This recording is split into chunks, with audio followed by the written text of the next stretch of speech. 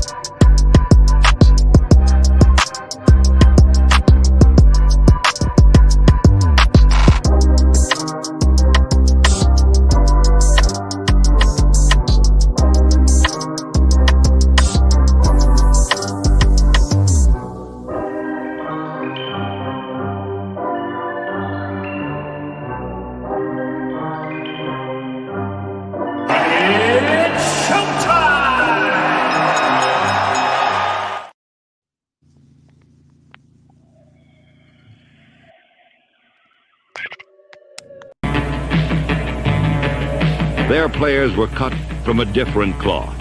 Renegades with faces only a mother could love.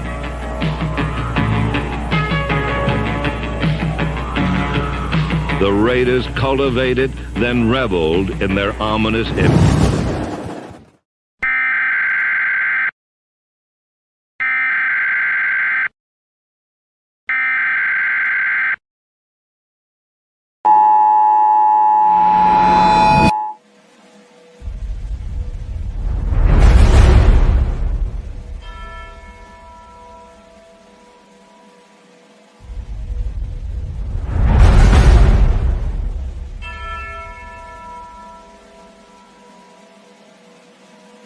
The king and his men stole the queen from her bed, bound her in her bones. The seas be ours, and by the power where we will roam.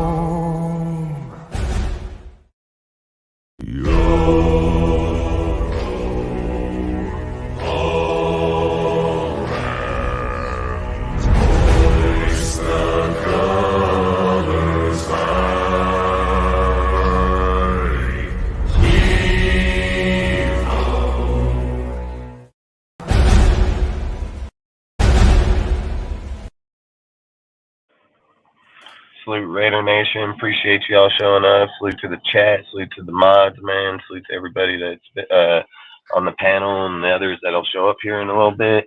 Appreciate y'all showing up on Friday, man. Like I always say, it's always, probably one of the worst days to do YouTube for us. But outside of it, really do appreciate it. We're probably just going to hop right into it with pretty much talking about Max, man. Max is ready to play against the Vikings, pretty much is what he said. There's been numerous reports that he's been there throughout the whole entire week. Today he did go on the field and actually be around the team. Stated that he is ready to go and play this weekend.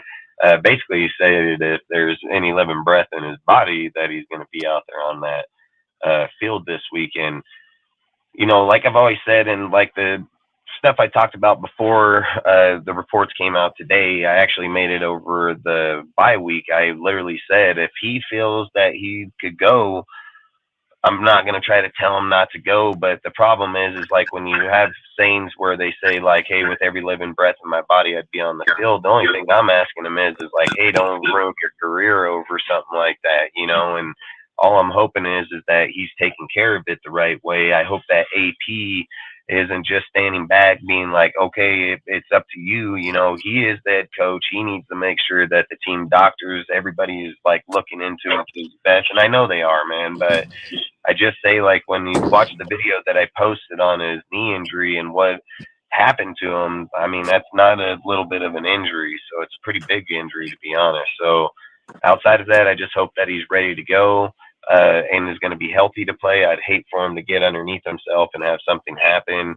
And salute JB, appreciate you, bro. Get underneath himself, have something happen, and then be done for this year and next year.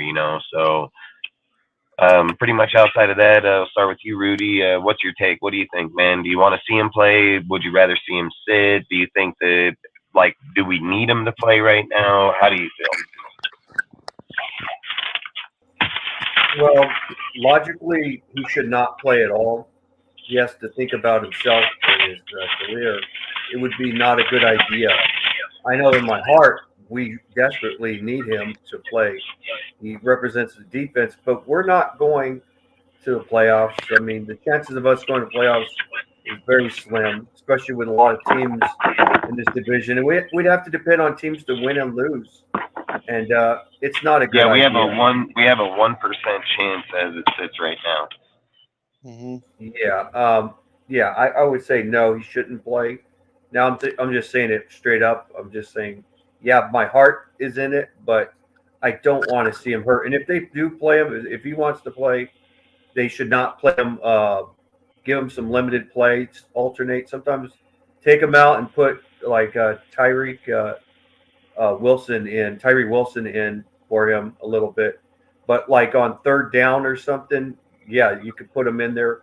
But like on the run stop and all that, just so he doesn't get hurt. I mean, it's kind of like if you have to compromise with Mad Max Crosby, just say, hey, we're not going to have you play all in too much. We want you to stay healthy, but we still want you to get involved, but without having to hurt yourself. That would be the smarter way without him, you know. But if he's starting to get a little hurt, he's got to stay on that bench, you know. Facts. I mean, Yeah, I agree. What do you think, Yonder? What's your opinion on it? if I was Crosby right now, well, I'm not saying that I am because I'm wearing the jersey and all, but if I was him right now, I would be like, okay, I need to think for my family, I need to think for my career and all that shit. So I think if I was Max Crosby, I'd be like, okay, I need to take a rest here. I've done enough. I need to rest here. I just don't want him to get hurt. Like, get hurt so bad that he's not the same person anymore. Yeah, I mean, like I said, you can just risk too big of an injury here that can sideline him for a long period of time. I think Max he should play if he's fully healthy. I don't have any issue with it. I have no problem with it. Can't risk injury whatsoever. And I get it. Injury can happen at any given time, but man, this is going to be like your self-inflicting injury if something's happened here. Then that's not going to look good on the coach, not going to look good on a lot of people because they should, and listen, I'm just speaking from what I've seen from his injury and everything that's happening. I don't know if he's going to not be healthy enough to take the field Sunday. So that it's just by report or indication of what they're saying. And let's be real, man. If we're going to have any chance at winning this game, we're going to most definitely need Max on that field. There's no doubt about it because Max is going to be bring a massive pressure over on that, a presence on that side. If you sit and look at the reports that have been indicated over the last few days of Max being there in the run stop, he has the 7th best run stop percentage being on that side. If they run to the opposite side of the field, it's 32nd in the NFL. So, like I say, Max matters when he's there, and especially that the reports come out that Josh Dobbs is going to be playing, obviously be the starter there. That even matters even more because he is mobile and he can run, dude. And I mean, you have Justin Jefferson coming back, man. You have frickin' Hawkinson, TJ Hawkinson. Yeah. You have Addison. I mean, you have a lot of moving pieces over here. So just like I say, having Max there is going to be crucial to be on that field. There's no doubt about it. And if we're going to plan on having a chance at, making the playoffs, even if it is a 1% chance and we do make the push to it, it's going to matter if he's there or not, because outside of him, we do not have the depth over there. And I mean, there's part of me that wants him to sit just so I can see Malcolm Kuntz play and just see where he's at and what he's doing. There's the other part of me that wants Max to play and just play Kuntz on the opposite side the whole time, I don't know, I just feel like people are sitting here claiming like, last year our defense was ranked 28th. This year it's ranked 20th. Well, over these next few games, you're going to watch this shit drop down. I guarantee you. I mean, unless something pops up here where the safeties show up every single week when they're supposed to, which they don't, we still don't even know who the hell is going to be playing corners, dude, at all times. I mean, there's a lot of questions that are still up in the air here. Defensive tackles can't stop people when it matters the most. Fucking DNs, man, we're limited. I mean, like I said, I think defense is going to drop off a lot more than people think. And I mean, and again, we're going to be playing a lot of good teams here. You're going to be playing the Vikings, the Broncos, the fucking Chargers, the Chiefs, the fucking Colts. I mean, you got good teams coming here at the end here. And I mean, like I said, it's gonna matter. It's gonna 100% matter. And I mean, having Max here during this game is gonna matter too. So, like I said, I just wish him the best, man. That's about as best as I can say for him. I hope that he doesn't end up getting injured on something that doesn't matter too much. I mean, I wish it was like probably like I don't even like you think about it out of all the games we have left. I mean, the only game I would probably feel like comfortable would probably be like the Colts. But even this game, I mean, the Vikings haven't been playing that well all year. They've been off, one score games. I mean, if we were just going to allow Max to have the best healing chance and, the best time, I would think like right now would be I would have kept him off for 3 weeks, win at those last 4 games and, hope. All I keep thinking is the injury on the knee, man, ACL injury, something of that factor. Then he goes out this year. You don't come back till, mid-season next year. I get it that he's trying to go, defensive player of the year, all these things, man, but sometimes the award isn't worth the career, so outside of that, you guys have anything else you guys want to add to this or? No. Well, I do have I don't have a topic on it. I could have had a topic on it, but the Colt Miller thing kind of scares me a little bit. No. I'm just saying, like, are you have anything else you want to talk about Max or no? No, that's all I can think of about Max. All right, because outside of that, we already have other topics for those people. Like I say, man, I just hope Max the best. I hope he doesn't end up coming in here and end up having, just losing by just stupidity. The next conversation I want to talk about is I don't see why a lot of other people haven't been bringing it up this week, is Brandon Facyson, man. I mean, he's been cleared off the IR. He's back out at practicing. This is a guy I've been waiting to watch all year long, if I'm going to be honest, He said, grab your 12-pack of Coke. Hey, I'm about to get another one. As a matter of fact, this one's almost empty. Yeah, I just think, like, Brandon Facyson, I was kind of excited for him all year. I didn't even want to watch him leave when he did leave the first time. Ziegler actually tried to retain him. He just ended up wanting to go with Gus over there to the Colts. And then, when I first read his stat line on him, I read it wrong. So I was wrong on the fact that he wasn't doing nothing over there. But he was doing something over there. So when we actually had the chance to re-get him again and bring him back here, I was excited, man. Like, I was literally sitting here all year thinking, like, man, that'd be a good piece on the opposite side of the field, And for him not to show up all year until what are we in week 13? It kind of sucks because I wish he would have got here.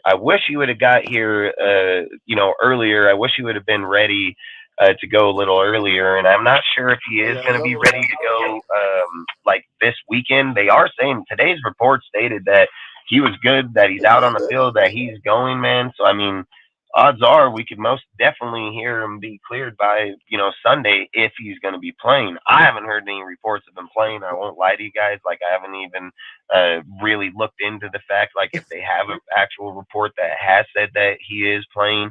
I've read pretty much most of the ones that I've seen, but I'm not going to say that if there's one out there that I wasn't aware of.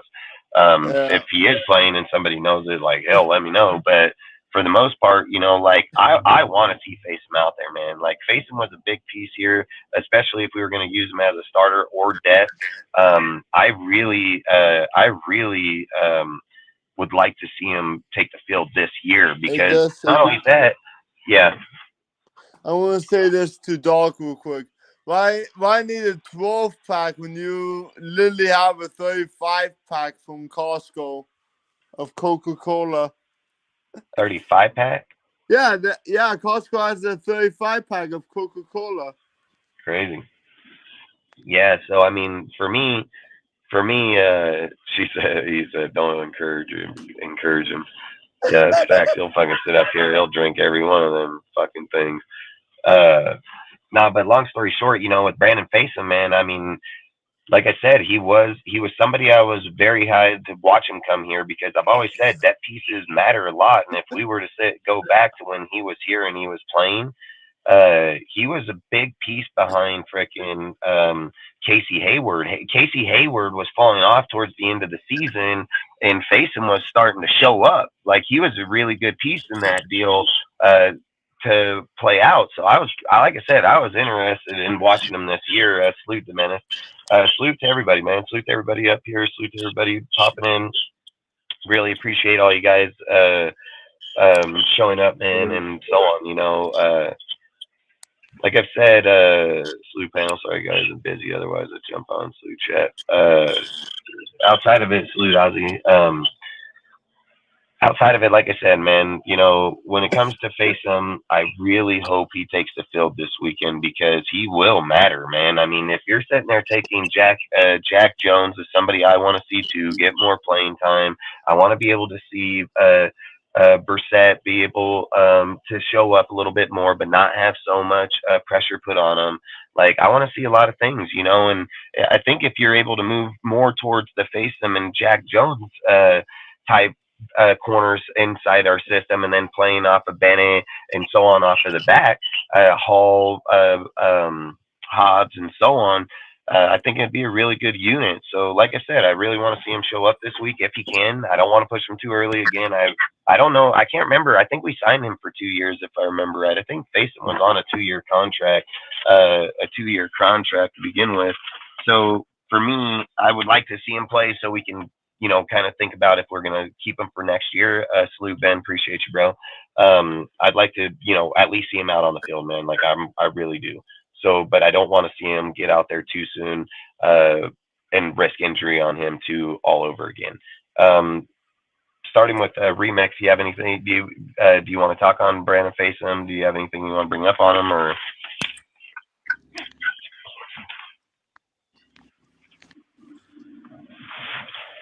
Remix, you there or no? You there, man? Either way, Rudy, you want to go? Brandon Faison, he does fit in the zone defense style. He doesn't play good man-to-man, but he doesn't have great speed, but he's got a long, lanky body. And he fits well with Gus Bradley, and he could fit well even with the Patrick Graham system, even though he hasn't played on the Patrick Graham system yet. But I think he could fit in pretty good. I like the fact he's tall and everything, but he's a little bit out of shape. That's the only thing. Once you have recovered from injured reserve with a shit splint injury, it's going to be a little tough for him to come back, though. Yeah, it's like I say. I mean, what was it? It was on a shin, isn't it? Isn't that what the deal was? Was it a shin? Yeah, it's a shin. He had a shin injury somewhere.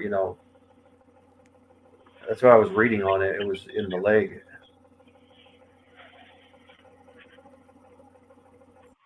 Yeah, like I say, I don't want to rush him back too soon to where it's going to plague injury. But if he's out on the field and he's running and he's going, man, I don't think it's going to be too far behind before he actually does take the field and play. This game, we would need him, like 100%. Like, we would need Brandon Faison in this fucking game. I mean, you're going to be going, you got Justin Jefferson back, Addison Hawkins, you have fucking Osborne over there. They got a lot of good receivers over there. It's going to base off of Dobbs. Like, who's Dobbs going to be this week? Is he going to be good quarterback when played against Niners or other teams early in the year? Is he going to be like his last game? Like, that's the defining factor of how we're going to win or lose this game. I mean, this isn't a slouch team. Their defense is really good, man, when they're playing at it. Their offense plays well, but defining, like I've said, they've lost most of their games by one-score games. And not only that, I mean, like I've said, if Kurt was here versus Dobbs, I mean, man, it's going to be a tough one for me. So I'm just not going to sleep on Dobbs. Dobbs is mobile, dude, which we've struggled against a lot of times. So I don't want to just, and that's why I bring back to the Max conversation, with Max on the field, it's going to limit Dobbs from trying to take off over on that side. If he sees like Kuntz on one side and Tillery on the other, and he knows he can outrun Tillery's slow ass, he's probably going to go most definitely take off over there. So, like I said, I mean, the Faison deal for me, man, like I said, in these last 5 games, it would matter massively. Like, it would be a great ad to have at the last end of the season. I mean, you'd probably watch our secondary turn into a whole different team, having actually, 2 fucking corners out there that could actually play, that ain't afraid to go tackle somebody and will get after somebody. So, you fucking got Peters out there fucking, where he fucking put his fucking hands, fucking, what are you building, a fucking wall or a fence? What the hell are you doing, man? Like, you're going to have dudes like Faison that are going to be like, motherfucker. Like, they ain't going to look back. So I think it matters massively Yonder, you want to add anything to it or what? All I gotta say for him is don't get injured. Don't get injured. Don't really mess up, but don't get injured. Don't. I'm trying to think of the other word I was gonna say. Crap. Oh boy. I'm trying to think of the other word. Don't get injured. Don't get. What's the? Crap, I forgot what the other word was. Oh, boy. What did you say? You forgot what the other word was? Yeah, I forgot what the other word I was gonna say was. Don't get injured. Don't get. What's the other word?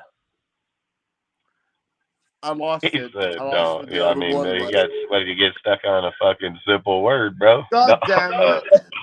I Nah, but really fucking, like I said, man, I think like I said, just to talk on Facein, man, I think it's a good piece to get back at towards the end of the year. I mean, it's just, like I've said, it's better now than later. And not only that, I think we'll get to see him play this year, so it'll actually give us an idea of how he's going to probably look towards next year.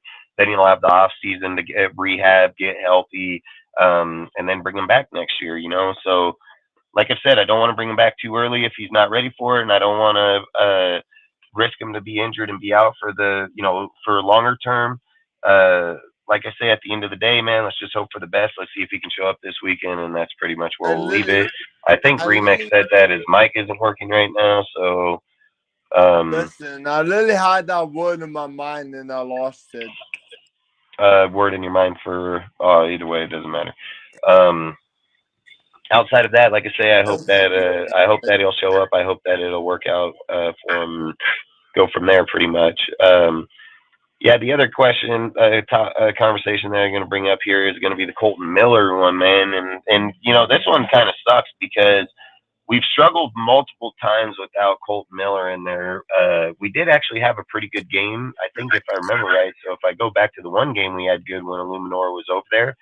But like I said, he without Miller in there, it's going to plague us massively, and especially if depending on who's going to be playing on that side, and then who's going to be on our fucking right and right tackle, right guard position. Like I said, Kolton Miller not showing up in this game is going to most definitely affect us, man. Like they got a good pass rush over here, they got a good team over here.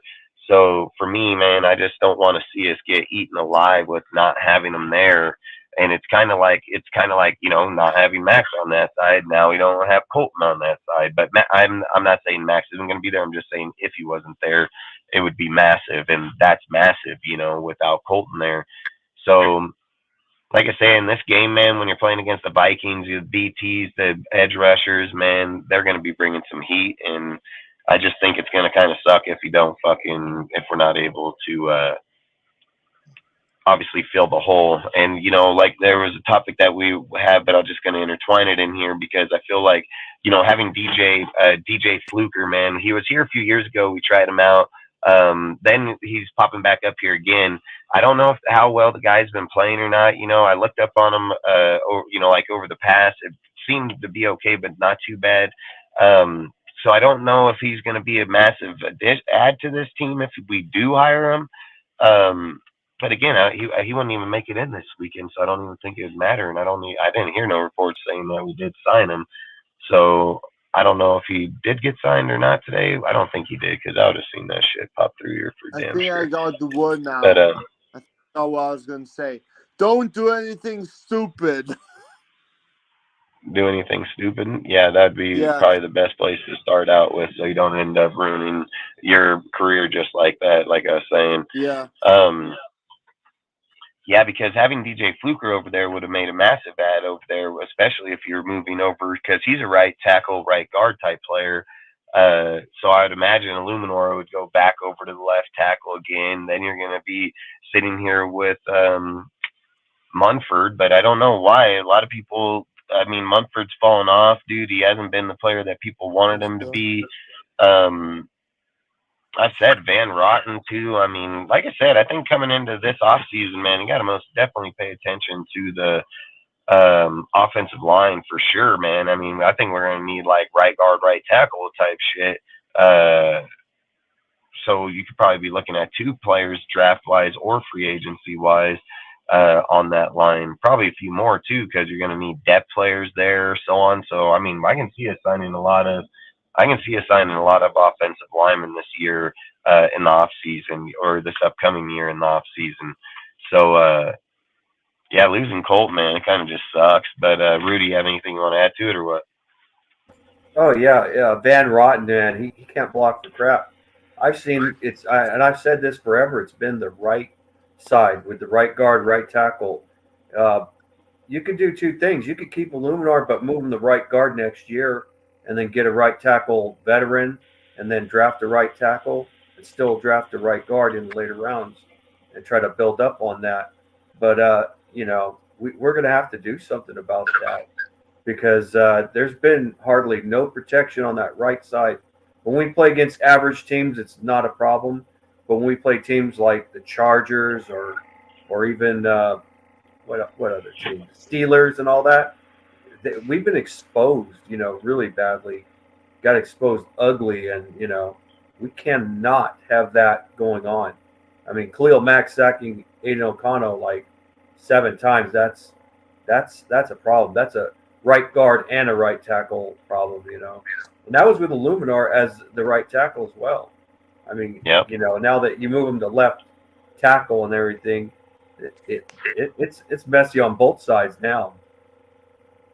Hey, facts, pigs. I mean, that's facts, bro. I kind of feel like we need to get back to like what Del Rio, Reggie McKenzie, and Gruden were all building in that line, dude, when they all got here, because we need to most definitely overhaul that damn line and bring back in big body motherfuckers like the frickin', like the Cowboys have done their whole entire time, Like, that's something that I strongly feel like we need to pay attention to this year, because the offense, like player wise, is good. There's a lot of good ass players, dude. It's got some of the best damn fucking talent we've had there that we've had in a long time. So as a whole unit at one time, there's a lot of good talent there. So for me, man, like, I think you need to most definitely go into that offensive line, man, and do some massive overhauling. I mean, that's part of me, like I've said, like Colton Miller, Illuminor, things like that. I would try to find trade partners, man, and trade them, dude. Like, that's kind of what I would do, and then try to go into the draft or free agency and bring in people and fill that.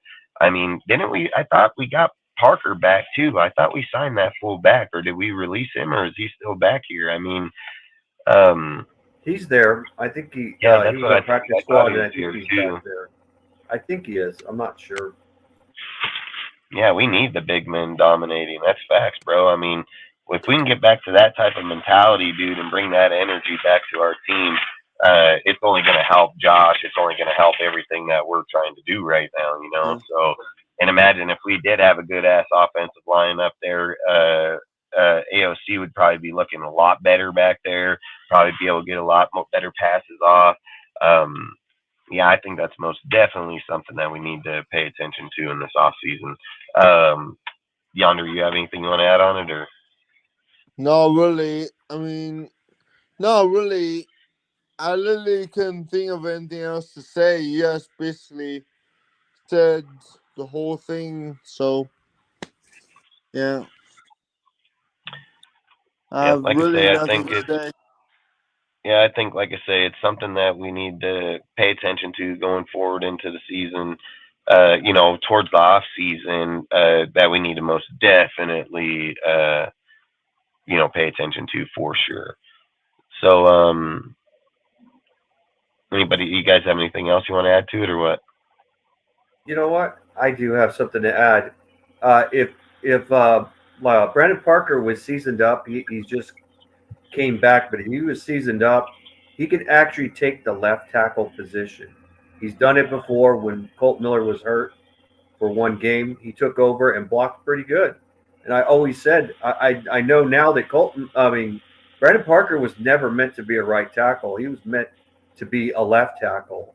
Some guys can play both positions. Some guys can only play the right or the left. And I think that Brandon Parker, if he was seasoned a little more, he would play the left tackle position. He's more of a backup left tackle than he is a backup right tackle. I just, I wish he could just take over as a left tackle, but I think that he would struggle because he hasn't been in the game very much and he's a little bit rusty. Yeah, I ain't gonna lie. Parker would be a great ad right now. A great ad. I mean, and I don't know. He's been here for a minute, dude. He's been here for a few weeks now. So I mean, I don't see why he wouldn't be able to take on the duties or be able to come into the game right now. And if I remember right, wasn't he already a backup? He was a backup in the game when we first brought him in. So, boy, if he was able to play that left tackle position, it'd probably help out a lot. I mean, not the right tackle, that's for damn sure. That right tackle position, I don't think he'd be good. He's been slayed over there for sure. Colton Mill or Illuminor, he's played good at the left tackle too. So I don't know, man. I don't know what the best scenario is with this line anymore. I mean, like I said, we're losing Colton Miller now multiple times this year. I mean, we haven't lost him probably at all throughout the whole time, and now we lost him multiple times. I just feel like there's just so much going on in the damn fucking line that, like I said, I think it's about time that we just overhaul that damn thing and bring in some pretty good solidified players here. You know, like that's probably what I'd be looking for. I'd look for a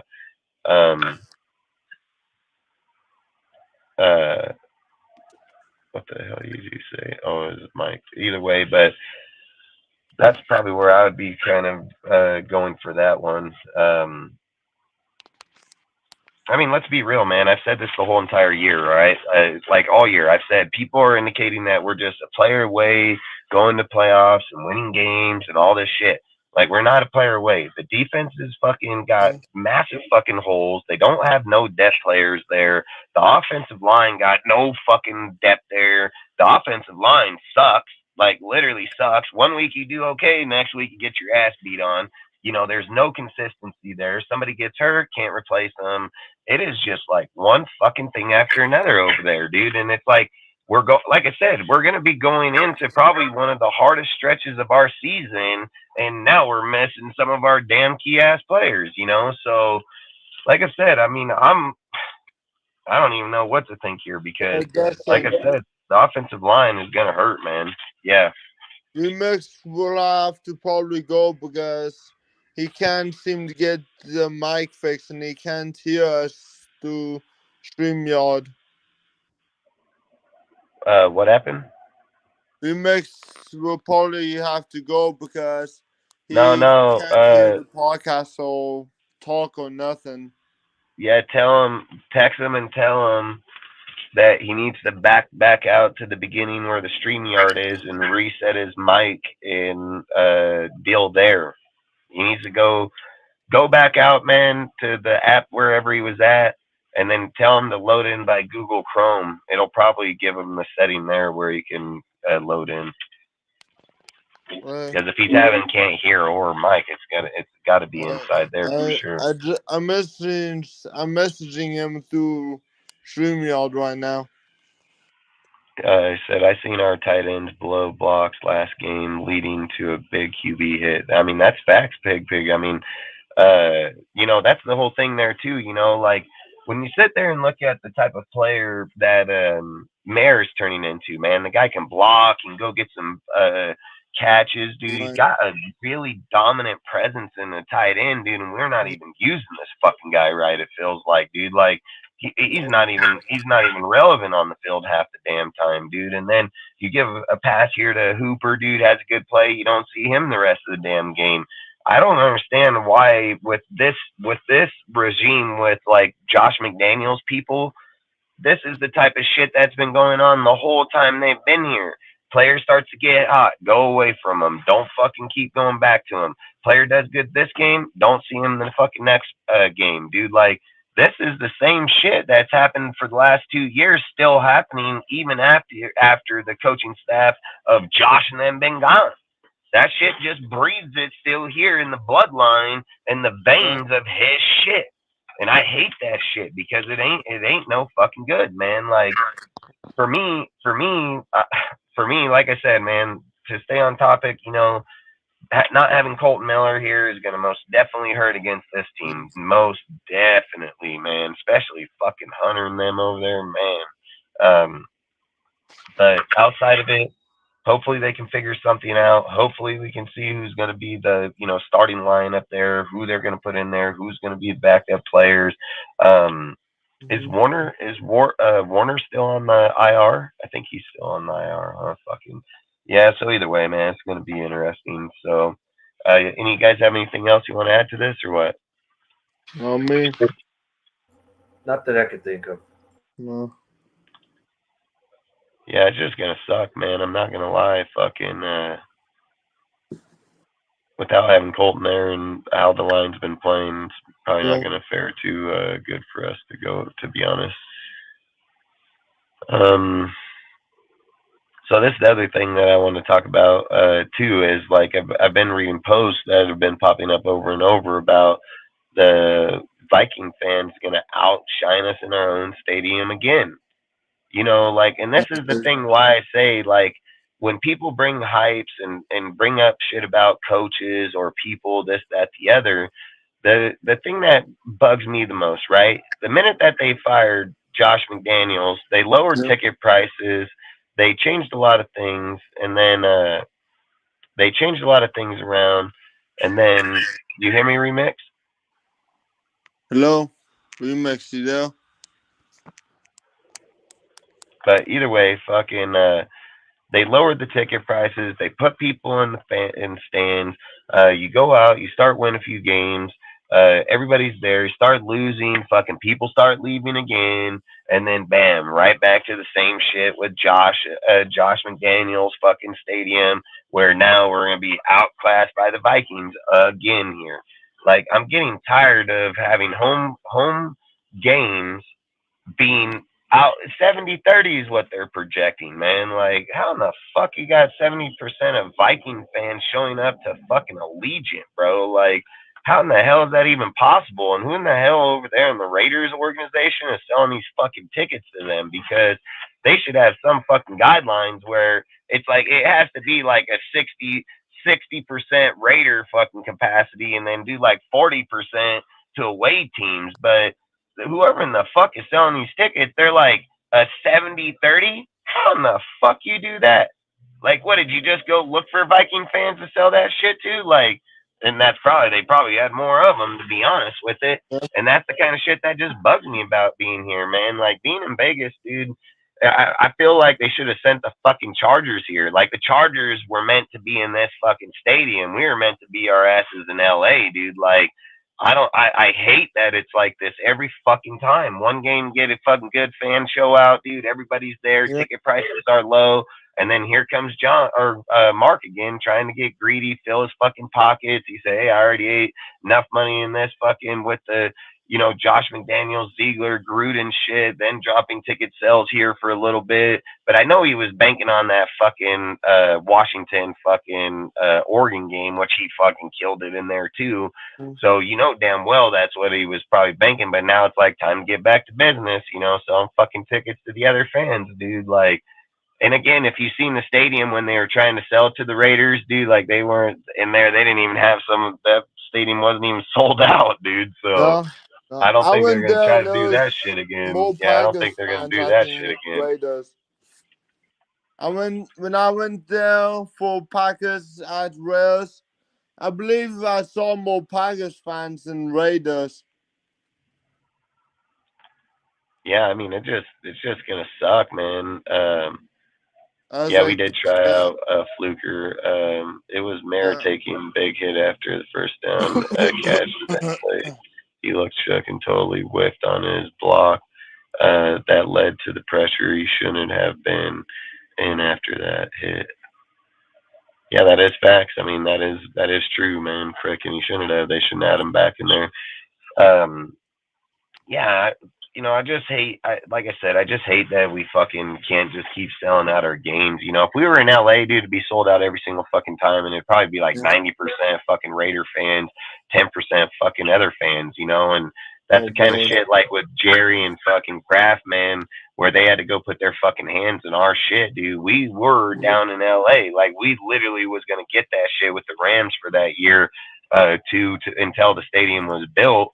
And we fucking didn't do it, man. And I hate that shit. I wish sometimes we can go back and like, I've always said I don't like living in the past. But fuck, man, that's one Oh, spot I'd God. love to go back to and revisit and end up down there, because Yeah. the thing I've always said about Oakland, it didn't matter if we were really winning every single game, because that bitch was sold out with nothing but fucking Raider fans. So if you were there, it was a blast, dude. It was a great fucking environment. It was a good time, dude. You know, it didn't matter if we were winning games or not, dude. Everybody was still like, hell, fuck yeah. Now, fuck, can't even have your own fucking fans in there, dude. It's like literally, like, it put us in the corner. That's our fucking stadium, and we're getting put in the corner. Like, that's just crazy, dude. I fucking think it's nuts. If I had a way to get down there, and if I had the money to go down there, I would. I would literally would find a way to get down there. Ozzy, he can play right tackle and right guard, is what Fluker plays. Also, we have a retarded Chiefs fan here. Hefe, I think I remember him. Hefe's My cool, little brother's man. a Chiefs fan too. Hefe comes here. He's always been cool here. He's cool, dude. Fucking Yeah, but don't promise he always trolls. That's only. It says thing I that get happened. AP to an extent, but what has Marshawn ever done as a coach? I mean, Marshawn is just he's the owner over there of that fucking XFL or whatever deal that is. He owns that shit, and then he's not I mean, don't get me wrong. I mean, this is the problem. I think we're getting to the point now where we're taking people's names and trying to, you know, put them as credentials as the head coach, and I don't like that. It says I don't like that at all. I don't like that it fucking is, you know, that we're revolting to those type of deals. I mean, Marshawn was a great player, dude. He's a good ambassador. He's a great person. But to sit and start having conversations that we would want him to come in as the head fucking coach, that's crazy as fuck, dude. Like, if you want to hire a cheerleader, just hire a fucking cheerleader, dude. Like, if you need to have a motherfucker walk down the fucking sideline during the game, pumping fucking morale in the players, then hire a motherfucker to do that. It don't gotta be the head fucking coach. Like, are we just negating the most crucial fucking spot in all football? Like, fuck that. That's crazy, dude. Like, I think we're just getting crazy when we're coming up with that type of shit, you know? So for me, fuck no, dude. Like, could you imagine Marshawn Lynch in the cheerleader's uniform? Yeah, I don't mean like a fucking girl's uniform. I mean, like, if you're just gonna cheerlead, cheerlead. I would be you know? like, what the fuck? Yeah, no, he plays music. Outside of it, going on there? He just danced. That's all he did with his dreadlocks. He danced. When I went to the Raiders game, Marshawn Lynch was up there with the rappers and shit. I was like, oh my god. Outside of it, Rudy, what do you think about the fan base over there in Allegiant? Like, how do you feel about it? Well, I think that it's there's not hardly any fan base in Nevada because there's only 6 districts there, and California has 58 districts, way more. The California is like the bread and butter to Raider Nation, and I've said this in the past a long time ago that Las Vegas is not going to bank a lot of money. I mean, it's just a gambling state mostly with Nevada, with Las Vegas and everything, but you know, you have to bring Californians in. That's what you got to do. Even though we're not far from, you know, in California, we're not too far from Nevada and everything.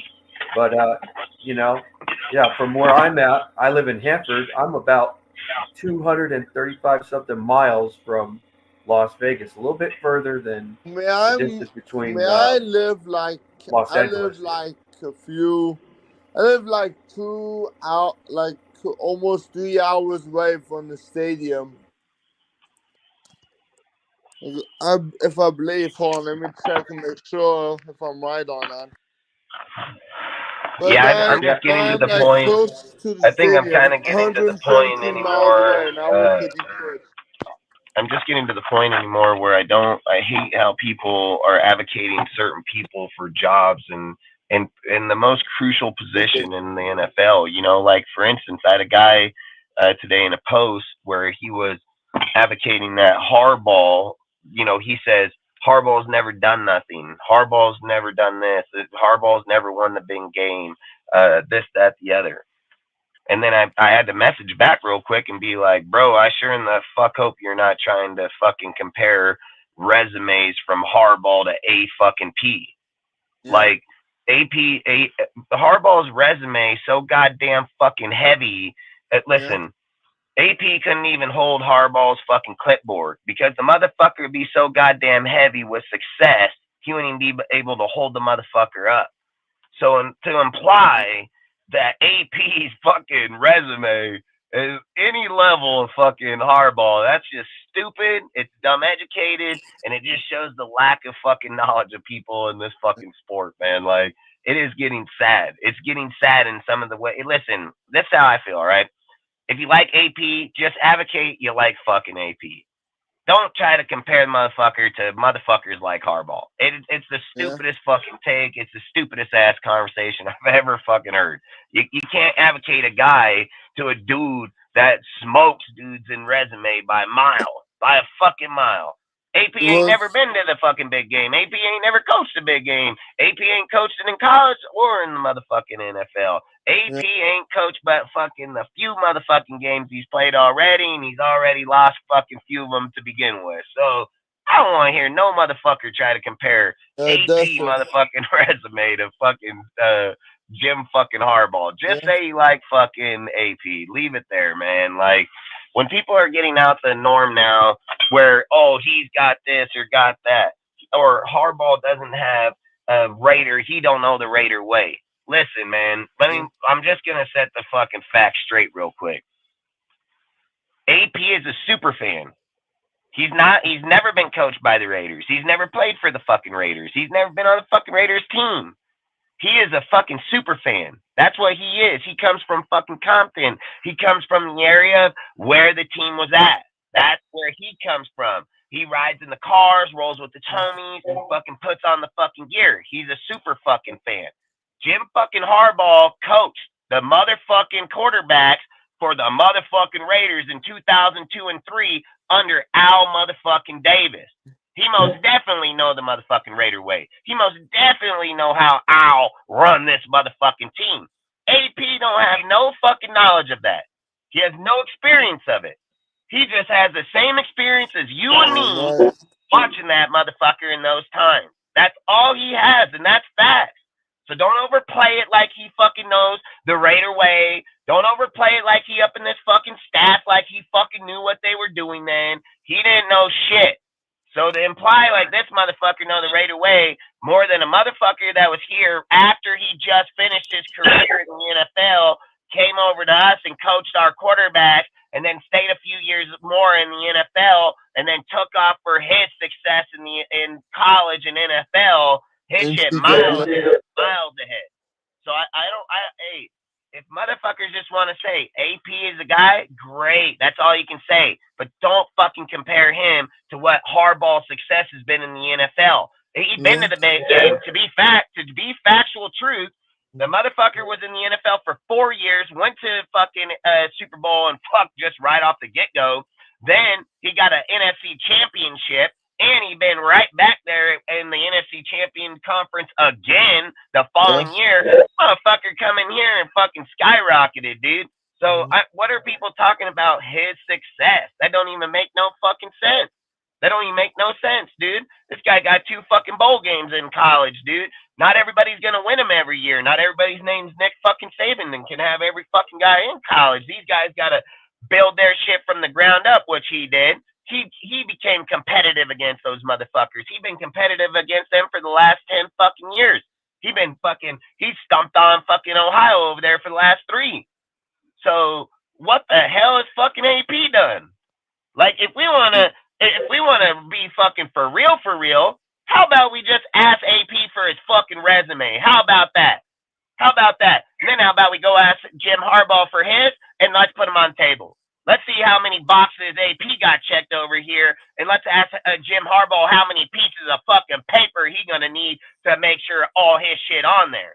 Like, this is getting fucking ridiculous how people want to compare our team and put people in these categories. One, this guy's not qualified to be there. I don't give a fuck what any person says. I don't care how any person feels in their feelings. AP is not qualified to be in that spot. The fucking end. That is factual truth, 1,000 fucking percent. If he would not be considered in any fucking team in the NFL as a head coach. And I don't even think out of all the college teams he would be considered a fucking head coach there either. So all these people talking about AP good, AP a fan of the player. Oh, AP, I don't give a fuck. We ain't hiring a cheerleader. We hiring a motherfucking head coach that runs the organization. Like, we ain't hiring a fucking guy to go around, who fucking raw. I got fucking bitches over here on the line doing that shit. Motherfucking, you ain't gonna fucking do that shit. That's dumb as hell. Harbaugh coach college. He most definitely hoorah motherfucker.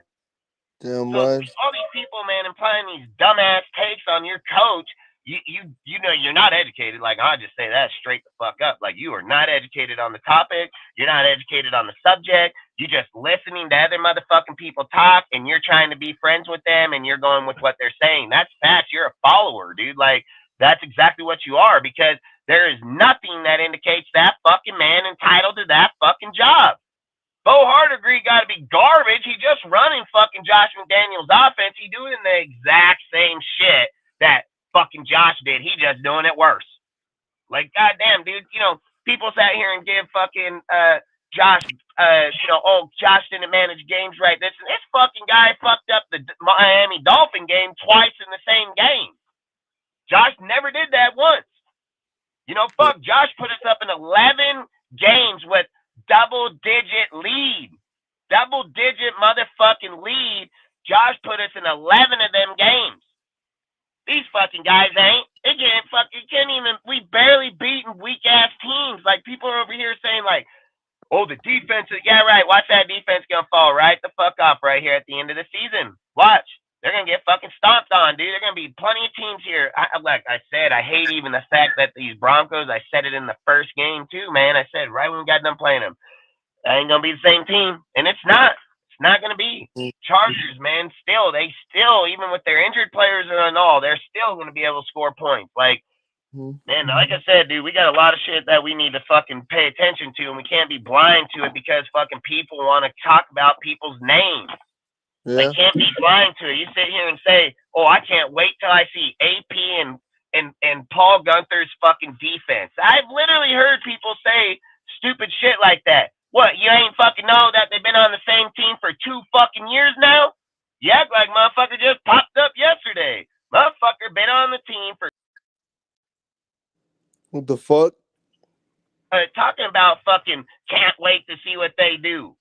Fuck, AP don't got a fucking playbook, bro. He a linebacker coach. What the fuck is he gonna fucking do? Listen. Like, you can't sit here and say, wait till you see. He's not a fucking defensive coordinator. Why are we even implying those type of topics, dude? Like, hey, Patrick Graham, a defensive coordinator. He's the motherfucker we're gonna be watching. He's the one that's gonna be fucking doing it. AP is a great... Look, and I've even said, like, we got to probably be very careful on that conversation, too, because Rob fucking Ryan is the motherfucking linebacker coach with AP. So I don't know if I would just be going and giving him full credit of success of the fucking linebackers. And I kept saying it. We fucking surpass people on this fucking team that have the credentials to be a head fucking coach. So the fact that we just take a guy literally just came from fucking college that was literally fucking being talked about cheating, fucking all kind of shit, and come to our team and surpass the fucking guy that's qualified, nah, hell no. Like I said, I don't buy it. I haven't bought it from the fucking get-go, and I'm not going to buy it at all because There's nothing. There's nothing. There's not a fucking thing. AP probably There's couldn't beat out a high school nothing. coach for the fucking head coach Nada. job. You know, like that's what I say. I mean, it is fucking crazy, man. AP acknowledges presser today that he doesn't have the coaching pedigree, but he painted out that he was a UDFA and being the underdog is a challenge he is in. I don't fucking care. He can go and embrace that fucking challenge in college or fucking high school. I don't care about shit like that. Like, I can stand at a fucking podium and tell people I want to be the best. I can tell people I want to win championships. I can tell them I want to be the best coach that there is, and I'll face fire over fucking hell to get there. It doesn't mean shit. You got to go do it, man. You got to go through the fucking rankings to do it. I've literally said, like 99% of the fucking head coaches, 99%, man. And I'm only leaving like a fucking, like probably like fucking 0.4% that the other guys just walked in like fucking dudes like special team coaches. There has not been coaches that got the fucking head coaching job that have not been an offensive play caller or a fucking defensive play caller. And that's just straight fucking facts. So it doesn't matter. It doesn't matter if dudes are like, oh, he ain't got the pedigree to do it. And every single person that's ever been in that position has had the pedigree to fucking do it. At one side or the other, the fucking guy coaching that team is either called the offense or called the fucking defense. Literally. So to just bypass that like it don't even exist is crazy as fuck. That's crazy as fuck. You're just bypassing the main fucking thing to the game, putting a guy in there. Well, hey, man, you don't got to know how to call plays, or you don't got to know how to call the offense or the defense. We just need you to show up in your Air Forces and fucking say, Raider. That's what we need. Like, get the fuck out of here, man. Like, that is fucking, we are getting crazy, man. Like, we are getting to a point of craziness that it's not even fucking coach who funny. can manage, though. You know, you gotta have a fucking every coach that's ever been successful in the NFL and won Super Bowls and fucking them, they're fucking brainiacs. That's facts, bro. And they're fucking mental fucking geniuses, dude. And they are calling plays, offense or defense, because they scheming that shit like fucking to no level. You fucking hear old fucking Belichick, he over there winning bowls, he winning bowls, fucking not doing shit. But all these guys, everybody that's ever won Super Bowls through the whole history of the goddamn fucking game have all called offense or called defense, dude. Like, and we're over here taking a guy that literally just come out of college, don't have no fucking pedigree whatsoever, not there, not here, and we're like, yeah, you're the head coach. Then you got Harbaugh over here that got the pedigree like no one's fucking business, and a guy literally just said here. In a topic that we had up online, he literally fucking said like, "Oh, Harbaugh hasn't won this, and Harbaugh been there, bitch. Harbaugh hasn't proven been himself. there. Like these guys are getting crazy, dude. Just like I said, the AP Harbaugh actually Harbaugh's definitely has. Hey, if AP held that bitch, it would be like the fucking sword and like fucking King Arthur and the motherfucking rock. He'd be like, oh fuck, trying to pick that bitch. He ain't getting it out. He ain't getting it out. He can't. Yeah, Harbaugh no, Dustin, his comment, he said Harbaugh hasn't proven himself. Yeah, it's one of the best ever. It's one of the best, period. And people are acting like this fucking guy ain't done shit. It's insane. His record in both college and the NFL are both pretty good. And that guy's comment, basically, he said Harbaugh hasn't proven himself. I was like, bro, what the fuck? This is how we know we don't know what we're talking about. Shit. People just say stupid shit because they don't do the work to research it. They don't do the work to fucking study a person. What happens is you hear a guy talk about somebody and then they just follow. They don't research it. They don't study it. They just fucking say whatever they can say so somebody can hear them. That's really all it is, because at the end of the day, there's not even a conversation to be had. There's not. And there's no fucking guy in Vegas that's putting up fucking $2.2 billion fucking dollars for the stadium and everything that's happening there. It's gonna look at AP over fucking Harbaugh. There's no fucking way. There's no fucking way. And they're stupid as fuck. They're dumb as fuck, dude. This guy, like I said, every guy had to come out of either as a player to transition, had to go to play calling, had to go be a fucking defensive coordinator, linebacker coach, transition defensive coordinator. I mean, fuck, look at Gerald Mayo over there in the fucking New England, dude, having to do it all right now. That guy got way more credential at that fucking job than fucking AP. Why wouldn't we hire him? Why wouldn't we go hire that motherfucker? He been out there long enough, knows the fucking system, called fucking plays. He actually got a legitimate chance to be a real fucking head coach. We're taking a guy who don't got no degree, not anything. Just literally like a fucking guy, like a guy walking down the street. We're like, you a Raider fan? Yeah. Oh, tell me you come from LA. Hell yeah. Oh, you're the coach. Fuck, come on. It's getting crazy. It's just getting crazy. You can't do that, man. I'm not gonna have conversations with motherfuckers that say, oh, you want to get a try? Go fucking try somewhere else. When you're fucking ready, come back, dude. Like, you ain't fucking try here. Like, you know what I'm gonna try? I'm gonna try and get rid of all you motherfuckers at the end of the season ASAP. Oh, that's what I'm gonna fucking try. I'm gonna try to be like Edgar Bennett. You can fucking stay. Fucking Pierce, if you want to go back linebacker coach, you can most definitely fucking stay. But all you motherfuckers, you getting the fuck out of here. Patrick Graham, here's your fucking. I'm fuck fly you myself. I'll put you on the plane myself, bro. You the fuck out of this motherfucker. And Bo Hardegree, hey, I wish you the best. You're a good dude. I don't have nothing wrong with you, but you ain't fucking ready yet, dude. Like, you gonna still need long fucking time. So fuck that. And then I pat them all on the back and tell them, oh, you can go learn somewhere else. Come back when you're ready. That's exactly what I'll fucking tell them, because that's exactly what they should be told. So we need to quit fucking doing this baby ass shit, dude, where we just accept any motherfucker, any guy to be the fucking head coach and fucking no. No, we're in a position right now that, and I stated this in tonight's post. I said this team can still be a playoff contender next year under Harbaugh, because Harbaugh can rebuild this bitch in 1 year. This team isn't terrible at every position. We have players that we can build the position around. The thing is that Harbaugh would have the best success to come in and fucking take over the team and have it rolling back faster than AP would ever in his life. AP's never done it. Harbaugh's done it his whole career. His whole entire life as being a coach, he's done it in Stanford, fucking turned them around, did it in the fucking Niners, and did it in Michigan. AP ain't even got started.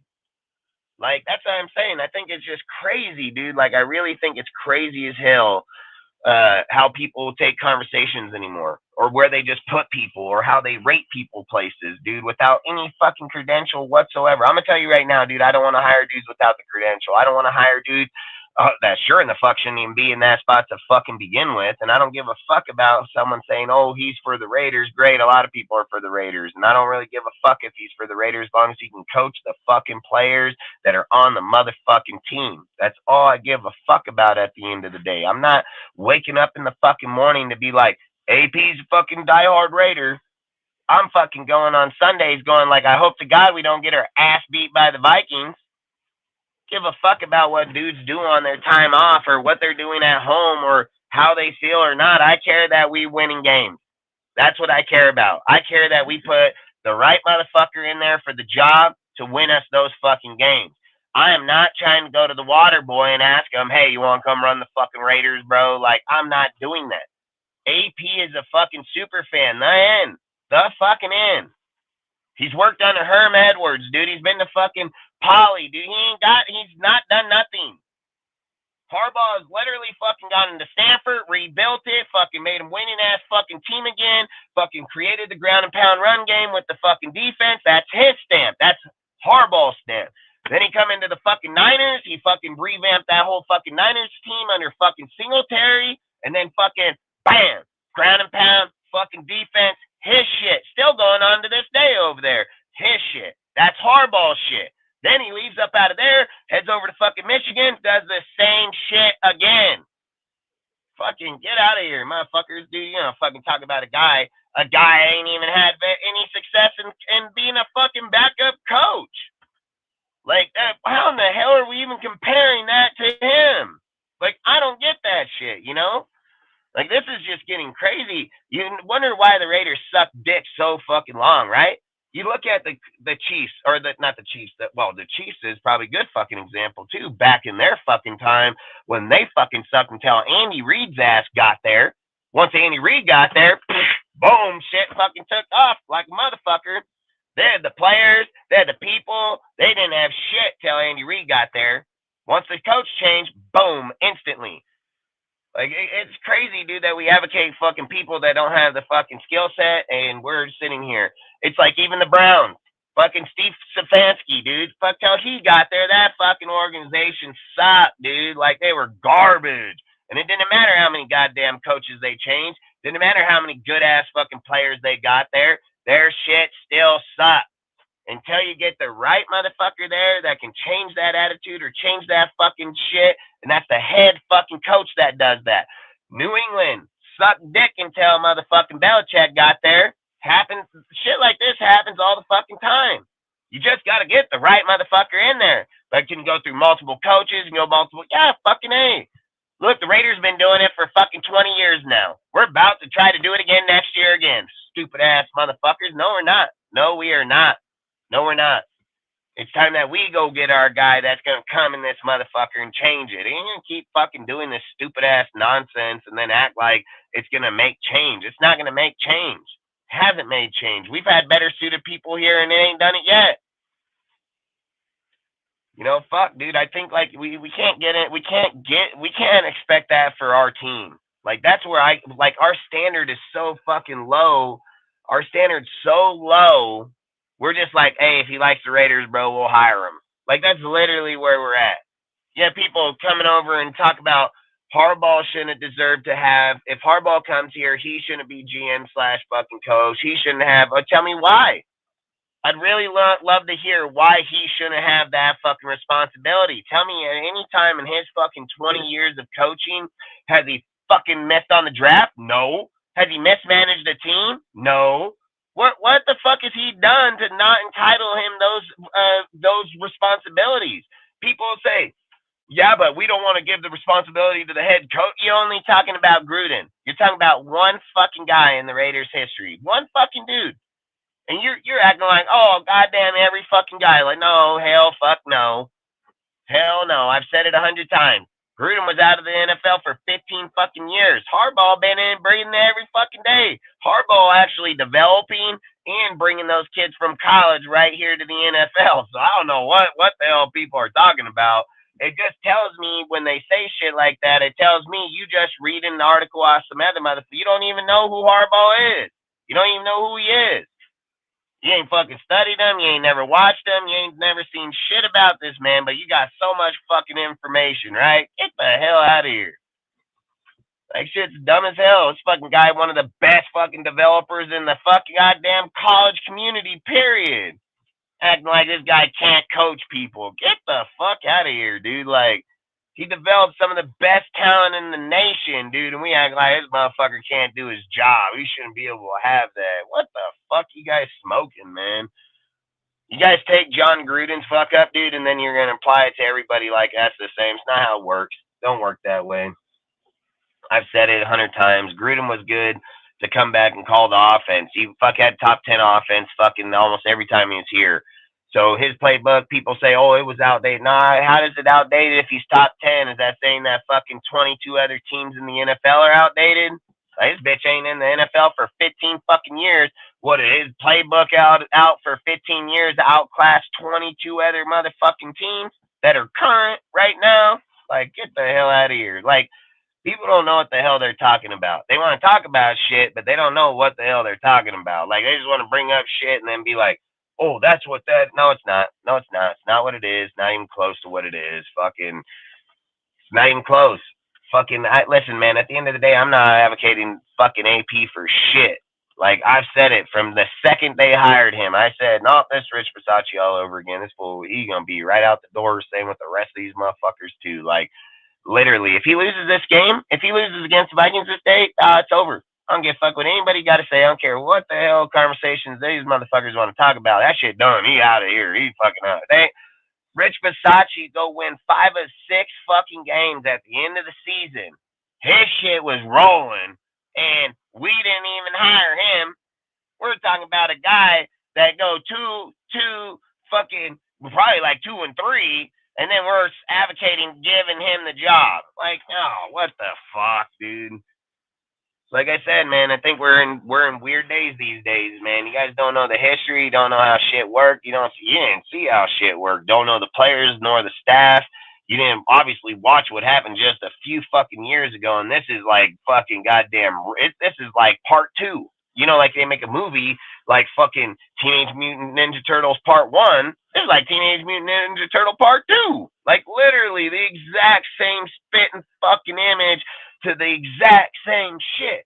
Fucking Gruden goes out, Versace comes in. Fucking Versace overjumps motherfucking multiple dudes on the staff that had head coaching jobs that were head coaches, and they just jump up. Guess what? All of them got fuck shit canned. We just did it again. We just did it again. They all gonna get shit canned. That's what's gonna happen, man. Like, yeah, this Vikings game gonna feel goddamn. It's gonna feel important because you're about to have three division games, bro. It most definitely fucking important, dude. Like, you can't go into these games, dude, where the Vikings don't even have their starting quarterback, just like fucking the Jets, dude. Like, if you can't win this game, man, it's a big fucking problem.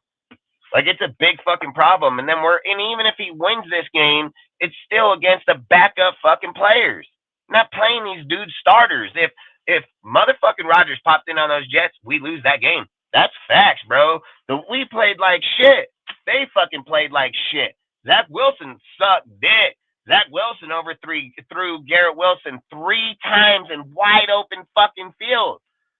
Rodgers don't do that. Rodgers dot him. Fuck, thank you, to the house. Garrett Wilson be fucking high-stepping from the 40 like Dion back in Atlanta, bro. Like, literally, because that's how much fucking gapping he had. But our team, for whatever reason, they just act like that didn't exist. It didn't happen. That didn't even exist. Well, you can be fucking blind to it all you fucking want. I know damn well Aaron Rodgers in there. Jets beat our ass.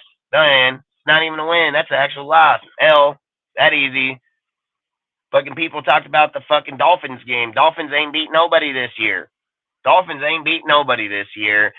we're comparing us to them.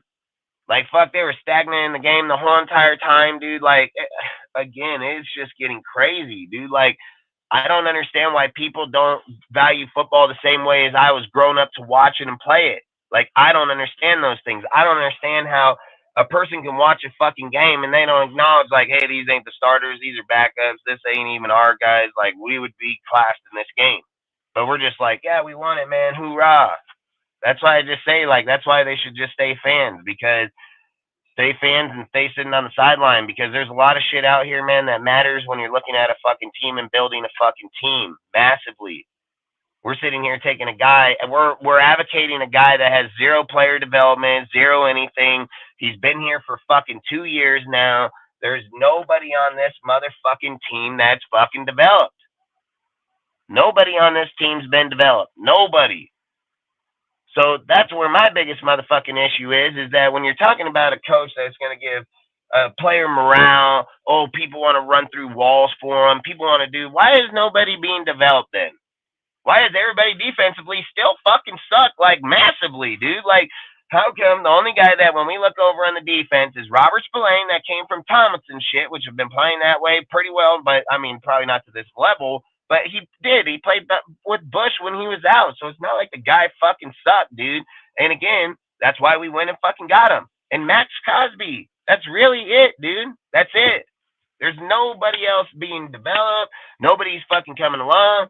It actually got worse at tackling. We got worse at tackling. D tackles couldn't even tackle motherfuckers. Like, we got worse. And we still suck. Where were we at? We were up in the fucking, where were we at? Like 10th in defense at one point. Now we're up all the way back to 20th in just a few fucking games. But people keep claiming, our team's so no. Our team is good against shitty teams. And then when we play good teams, they 30 us, so our shit just fucking goes from 10th all the way to motherfucking 20th that fucking fast. Because the points were only like 2 or 3 because of the 2 games we played. But then the second we get past that, this guy just act like we just played 20 games in one fucking game. Literally. And people are sitting here advocating like we're good. You guys ain't paying attention, man. You're not paying attention. You're just paying attention to the individual game that's being played at that time. That's all you're paying attention to. You're not looking at the whole. You're not looking at the average. See, you can't build teams or rebuild teams by a single fucking game. You can't do that. Teams are built by average games. How the average of that fucking game or that season went on. How players played throughout the average of how they played in this fucking style throughout the season. An average of how they were in the rush, an average of how they were in the past. It's not one fucking game. It's not how it works. And people advocate that. They're just crazy as hell. I've said it all year. I've said it since the Bills game. You can go look up all our lives. Go back to the Bills game, right after the Bills game, and see what I said. I literally said, like, hey, we're about to get our asses kicked by good fucking teams, dude. Like, literally.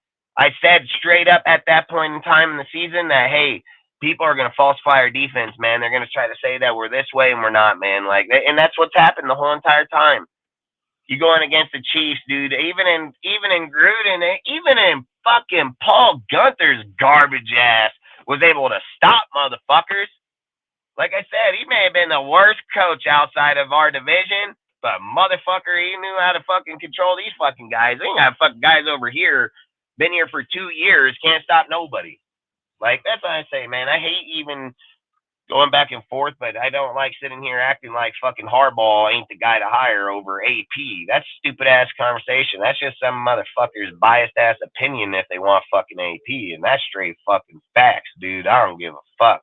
You know how many times I've heard people sit at the podium and say the exact same fucking thing that AP's saying? I bet you I can literally go back over the last 20 fucking years and an intern head coach. Hell, I'll go right back to Rich Bisaccia right fucking now saying the same exact shit. Everybody got to say something when they're up there. Everybody going to just sit there and say like, oh, I got no fire for the Raiders. Every guy says Raider Nation while they're at that podium. Every single guy wearing Raider gear, talking Raiders. They're employed by a motherfucker. What do you think they're going to talk about? The fucking Chiefs? Thinking, oh, hey, fucking Green Bay? No, hell no. Every time, dude. So people are going to be blind to the conversation all day fucking. I've watched this shit since I've been a little fucking kid.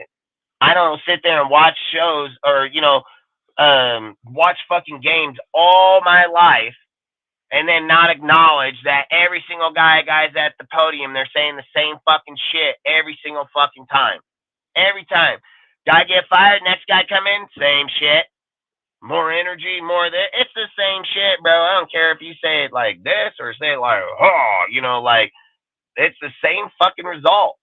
Nobody's just going to walk into that position and talk about, oh, yeah, I suck and I'm not good. No, hell no, man. Like, this guy knows his shit's on a ticker. He knows his shit coming down to the wire. He knows that fucking it's now or never. And I've said it, dude. He needs to play these games like he had nothing to lose the whole time. He plays scared football, dude. It's not what we need. Harbaugh's not going to play scared football. Harbaugh wouldn't lose that fucking Miami game. Harbaugh would have kept us in contention to be in the motherfucking playoffs.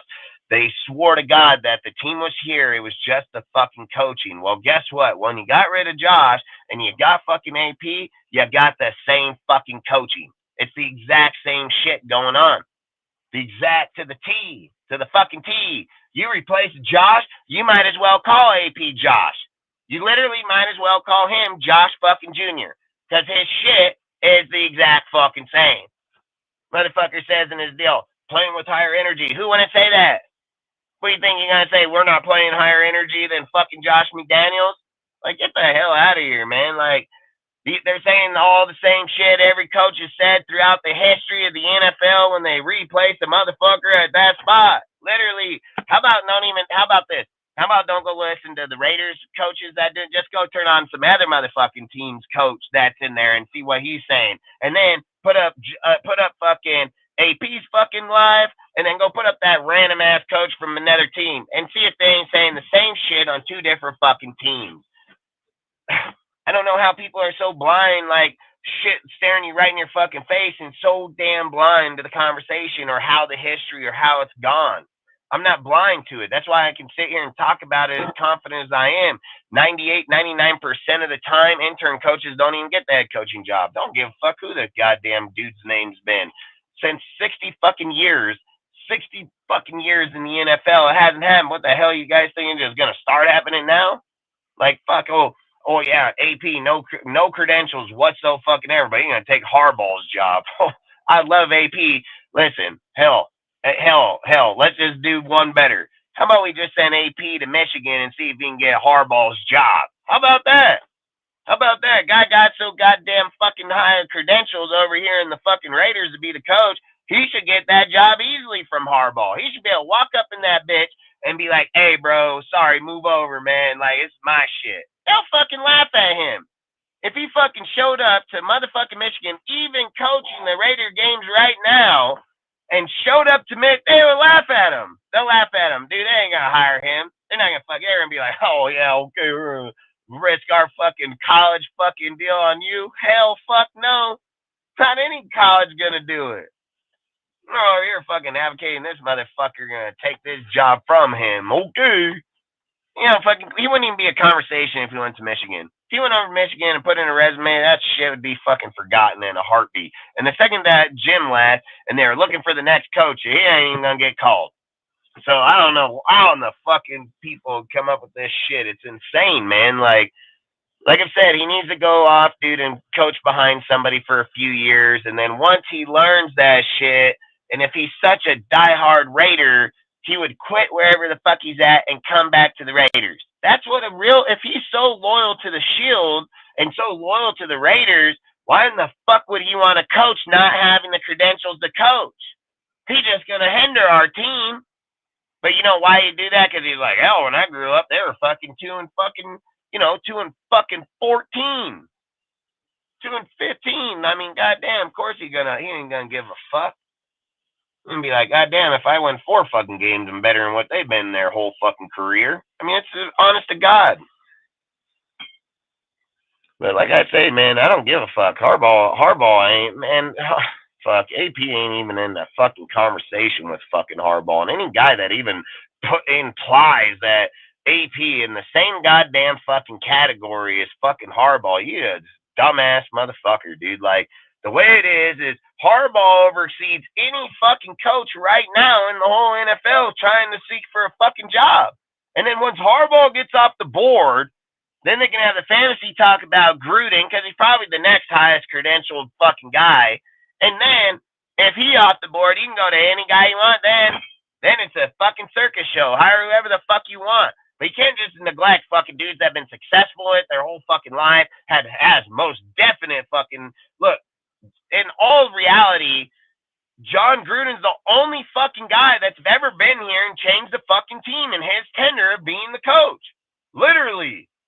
Motherfucking Del Rio came in 12-4 and went fucking 6-9 the following year. Fucking got rid of fucking Hargrave and fucking picked up fucking Todd Downey, the quarterback coach. Get the fuck out of here, man. Like, you know what John Gruden's problem was? It wasn't that he didn't know how to coach. It wasn't that he was outdated. It was that he was fucking loyal to Paul Guenther. If Gruden would have fired Paul Guenther in the year 1 or 2, we would have been winning right then and there. Problem was he was loyal to fucking Paul Guenther, and Guenther sucked, and we had to eat 2 years of that shit because of his loyalty to him. But if John wanted to be a real motherfucker and wanted to win and wanted to get that, he would have just had to fire him. He would have been winning the year fucking 2. So again, man, I'm not sit here and advocate fucking AP's fucking ass over Harbaugh. Like, they're fucking dumb. I mean, that's why I say Raiders content and the way people talk about our team, they're fucking nuts. They're just fucking dumb. They fucking advocate the wrong fucking people, the wrong players, the wrong personnel. People sit here and advocate, if we just get a rookie quarterback, he come in and Devontae's just going to be a 1,600-yard. How in the fuck you know that? How in the fuck you even know that fucking rookie quarterback, no matter who the fuck his name is going to be able to throw 1,600 fucking yards to Devontae Adams in his first fucking year? I'd like to know what quarterback did that. I'd really love to know who done that. Out of all the motherfuckers that's played in the goddamn NFL, I would love to know the answer to that in their first fucking year. It don't work like that, dude. Like, guys come in, they usually struggle in their first years, and then they fucking pick up towards the middle of the years, and then they finish out pretty strong in the end of the year. Then they come back in their next year, and that's usually when they take the hell off, or they end up in the sophomore slump. It's one or the other. But I mean, god damn, man. I mean, I don't know. People don't watch football no more. I mean, I feel like when you come over, when you start talking football with people, like the first indication I get with a lot of people, not just a little bit, a lot of people, they don't fucking know football. Like, they don't know football at all. They just sit there and listen to what other people say, and then they take them for their word. I mean, I don't know who the fuck can do that. I mean, that'd be like me walk up on a fucking cliff and then tell you guys, like, nah, bro, there's a bridge there.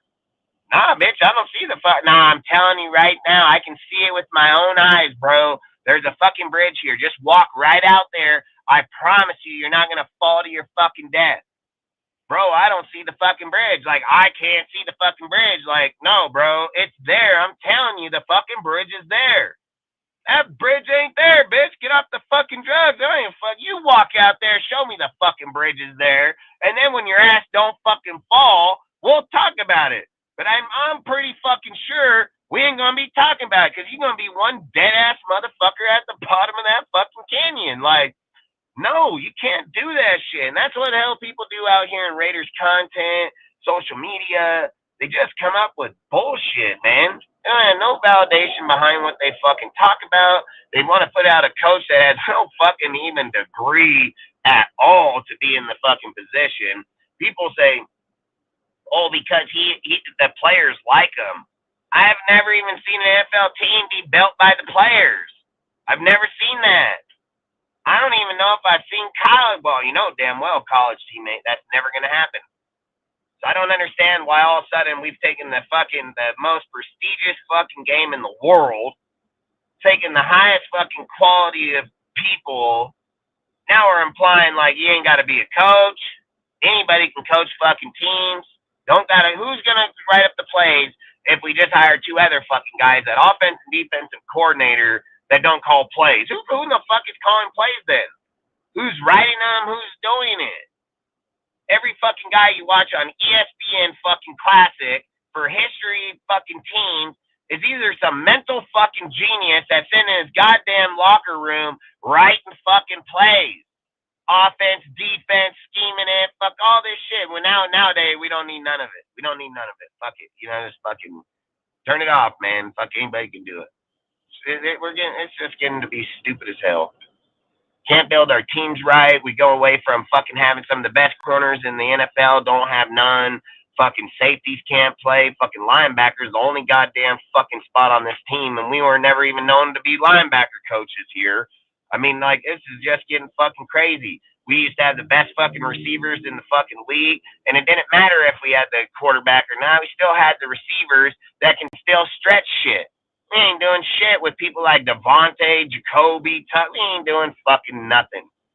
You know, we're in week fucking 13. We literally just had one. I mean, you got to think about how sorry-ass the NFL this year is, but, like, massively. One, we don't even got a quarterback over, 4,000 fucking yards. We barely got our first halfback over 1,000 fucking yards. Like, fucking receivers, everybody's just sucking dick this year, man. Like, everybody is. So, I don't know, man. I don't know. I'm not fucking taking AP, and I don't care if anybody don't like it. I don't care if they're in their feelings and say, oh, Dustin, I don't give a fuck. I ain't taking AP if he's fucking paid me to, so I don't give a fuck. AP has never been a candidate for me at DSR. He's never even been a top candidate. The only reason I even bring it up at DSR is just because other people advocated, so I just want to put out a post. And you know what the funniest fucking thing about this AP conversation is that whenever I post it in Instagram, Twitter, fucking TikTok or not, it's always the same fucking conversation. If I post AP, they're going to say it's Harbaugh. And if I post Harbaugh, they're going to say it's fucking AP. There's never no, yeah, let's get him. It's never that way. You only get people that are in chats that go to other people's chats that advocate the same shit over and over and over. When I go to platforms where I have 7,000 motherfucking people, where I got fucking 5,000, so just over a few deals, they were talking about 15,000 fucking people, and every single time I post that shit, I've never got where I posted AP and everybody's like, fuck yeah, AP. Fuck no, I posted a post on AP right fucking now. You know what they're gonna say? 3 3/4 are gonna say he's not even qualified to be in the motherfucker. Then the other fucking quarter motherfuckers are gonna be like, he's a fucking Raider, he knows the Raider way, and all this fucking bullshit. And then fucking if I turn around and post a Harbaugh, because that's what everybody will say, Harbaugh, and then so I post Harbaugh, and then fucking next thing you know, everybody's saying the exact opposite fucking thing. Oh, we need to get AP. Like, you know, fucking fans, the fans don't know what the fuck they want, because every single time you post something, it's always the exact opposite. Like, they don't fucking know what they want. They just want to keep talking. And that's why I say all the time, you guys just talk to talk, man. Like, literally, because I don't just sit here and do I didn't just sit here and look up on Google about fucking this or that. I literally put out posts, fucking polls, fuck all kind of shit. From Discord, TikTok, Twitter, fucking Instagram, fuck everywhere we go. I post that shit all day, every fucking day. And when I sit here and hear it, every fucking guy got a different fucking opinion. And all the time that I hear it, just like I brought up tonight, every single time somebody says Harbaugh shouldn't have this, I ask them, first question I ask them is, well, why? Can you explain to me outside of you not liking him why he should not have it? Nope, not one person replies back, not once. If you want to debunk these bitches in a conversation, that's all you got to ask them. Just ask them, why doesn't he deserve that job?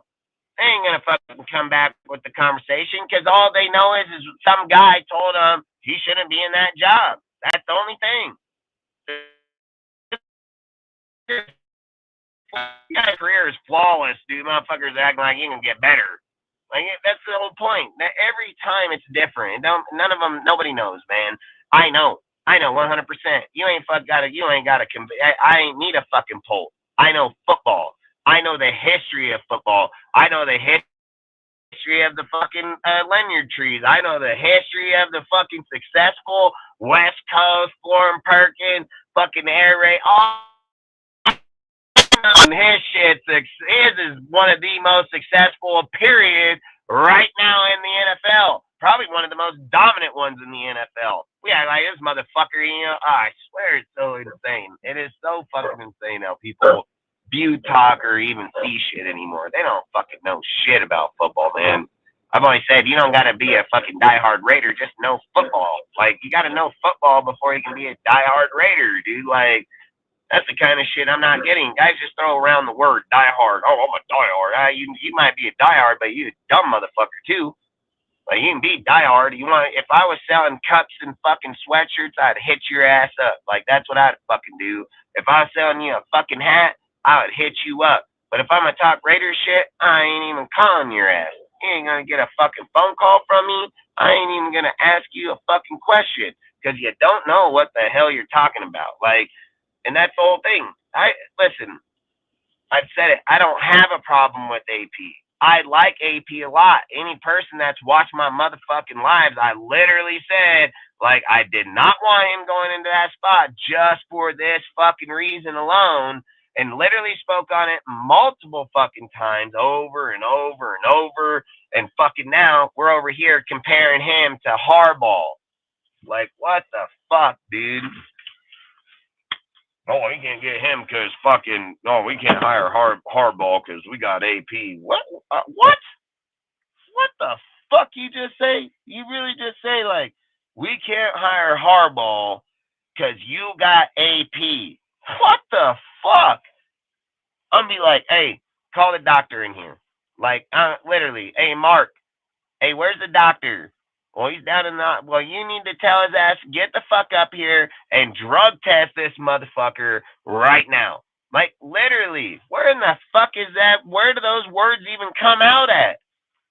There ain't no guy in that Raider organization that got management anything having that motherfucking conversation. There ain't a fucking word about it. They're like, hey, if we can't get Harbaugh, we'll roll with AP. I fucking guarantee you that's what they're thinking. 100%, dude. Like, it'd be the only logic fucking thing to do. I mean, that would be the only logic thing. Hey, Harbaugh, we don't get Harbaugh, fucking roll with AP. Like, yep, fucking straight up, dude. But fuck, if Harbaugh is there, there's nobody having that conversation. And again, like I said, I don't want to just get on Harbaugh because I know we're in week 13 and shit. But the thing that irritates me is just people's conversation about why he shouldn't be. And I'm like, you dumber than shit. You know, but either way, you guys have something you want to add to it real quick or not, and fucking then we can move on. I just Yeah, wanted to I rant. can add on. I don't know if it's my microphone. I had to drop off and drop back on. The thing with like people are saying with AP's just like I said, he's a linebacker coach. He's a morale guy, just like another Hugh Jackson. That's what he is. He does not know how to manage the team. Rich Bisaccia was a good manager. He knows how to use the guys that he has, but AP isn't managing the guys. He's going with the flow, working with the players. At the Rich Bisaccia versus AP, he can manage the team, but that doesn't mean he could be a good head coach. I think that Bisaccia would be a good head coach with the guys that Gruden set up, but if he were to start all over, Rich Bisaccia could not do it. And I would have said, yeah, Jim Harbaugh would have been a better coach over Josh McDaniels easily. And we already know about Josh McDaniels. Everybody thought he was going to be a great guy. But that's why they passed on Harbaugh, because that's why they passed on Harbaugh for Josh was because of his 6 rings at play calling. Yeah, but people know that shit. They know that shit now. Like they know that shit now. I've been saying that before too. You know, I mean, we could debate about all this other stuff, why the Patriots went to theirs, but at the end of the day, the guy that really took them, people will say it's Bill Belichick and Tom Brady. Bill Belichick's defense, Tom Brady's play calling on the field, and then just getting the play calls from Josh McDaniels. And he yelled at Josh McDaniels before, and he made him his bitch and tell him this is a bad fucking play. Screamed his ass at Josh McDaniels. Josh McDaniels is not a good leader. He's trying to be something he's not. He's not a leader. He's a follower. That's what Josh McDaniels is, And, AP or Pig makes valid conversation with this deal, because this is what I said the whole time. He said that's why pedal to the metal could have got AP the job. Really needed to take that job. It says if the offense was scoring 30 plus, it would be hard not to hire AP. The fact it's kind of the same as not going to make it easy. That's facts, bro. So like, dude, look, that's exactly my point. Is when he took over that job, I said it to everybody on live. I said, hey, bro, if this motherfucker wants that job, he need to just go for it. He has nothing to fucking lose. He goddamn fucking interim coach, dude. The odds are he ain't gonna get the fucking job. So he need to just play Russian roulette every fucking time he's down. What, are they gonna fire him too in the middle of the year? Not gonna happen. So if he would have went out there and just fucking gave it all hell, dude, and went for it down in the 10-5, not try to kick a fucking field goal and miss, you're right. He would have probably got that job. And I advocated that the whole time. The second he took over that job, I said, well, the ball's in his court now. And I said I didn't want him there because of the reason, but I told everybody, hey, if he's going to be there now, he need to just go fucking balls out. He has nothing to lose, man, and he never did. He never did, and now he's showing falter in the play calling. They're faltering in fucking game management. They're faltering all over the fucking place. It's not just in one game. It's in multiple fucking games. It's not just in one call. It's in multiple calls, dude. Like, you can't be blind to that shit. Could be a Deion Sanders effect. Yeah, I mean, hey, fuck it, especially the down effect, the spiral here in the end. Oh, boy, we don't fucking want that. I mean, I think that's what Mark and them are shooting for draft pick-wise, but I mean, you think about it, if we were to lose like 3-4 of these games, man, we're going to probably be ideal in the draft. Like, we're going to be ideal as fuck. So, like I said, I don't know, man. I mean, I like Harbaugh, dude. I mean, I like fucking AP. I think he's a good-ass dude. But I'm not putting AP over fucking Harbaugh, John Gruden, I'm not putting fucking AP over any of those guys, period. Not at all. Not on any given day. Not anytime soon. I've said it 1,000 times. If they would have, salute Chris, I appreciate you, bro. I've said it 1,000 times. If Mark knew anything about fucking anything and Josh would have just coached out the rest of the year and then they fired him at the end of the year, we wouldn't even be talking about AP being a fucking head coach on any fucking team anywhere, and let alone our fucking team. And if we don't acknowledge that conversation to begin with, then I don't even know why the hell we're even talking about it. If we were to go through the rest of the season, let's just say that the season was to end right now, and let's say that we had Harbaugh. Let's just say we have Harbaugh. What team is hiring AP as the head coach? I'd love to know the answer to that. I'd love to know what team that's desperate as fuck, probably about 9 of these teams this year, are going to be looking for a head coach. I'd love to know what team is going to be looking for him. I'd love to even know what team even considers him. I would love to know what team is not only considering him for the Rooney Rule, but for the actual job.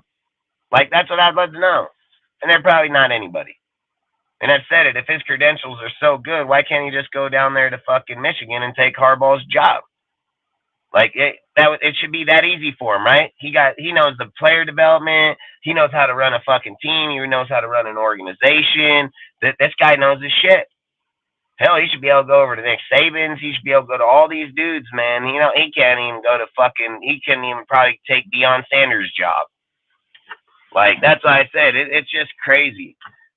You know, Michigan is supposed to give them the bag. You are right about that, but they have yet not to do it. So, like I've said, Jim has been reported in numerous conversations and saying that he would turn down the contract because he does not like how the college, what did he say, the CBS or whatever their fucking deal is, he says he gets attacked by them all the fucking time. He's proposed leaving the NFL or college this year, regardless if Michigan was going to give him the contract. So, like I said, until they physically give him the contract and he's off the board, he 100% considered candidate, regardless, like no doubt. And their season will come to an end way before ours. So, like I said, they can debunk it. They could have debunked it right now. The second that fucking Jim beat up fucking Iowa 26-0, they could have been like, here's your contract back. It could have been just right then, and they still haven't gave it back to him yet. So, and they took it away when the sign shit came about. So, like I said, man, that can be kicking their ass just by waiting. Salute, James. Appreciate you, bro.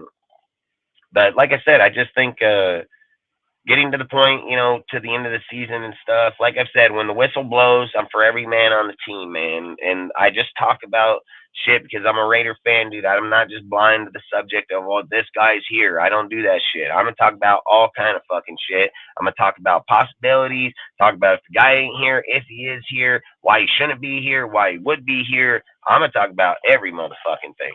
I said I'd love to be the Raiders GM. I'd hire AP because it would be easier for me to be a GM with him as coach over an experienced person. What, like, you know, big, what do you have that validates that? Like, again, you can't take personal feelings. You can't, listen, man, I know football like a motherfucker. I researched football like no one's fucking business. There is nothing to validate this comment right here. He's done nothing. AP has done fucking nothing. You can walk over to the water boy and get the exact same result, bro. Like, if you need a puppet to stand there and listen to you, anybody can do that. So, like I said, I don't like it. It's turning to bias. I'm not biased.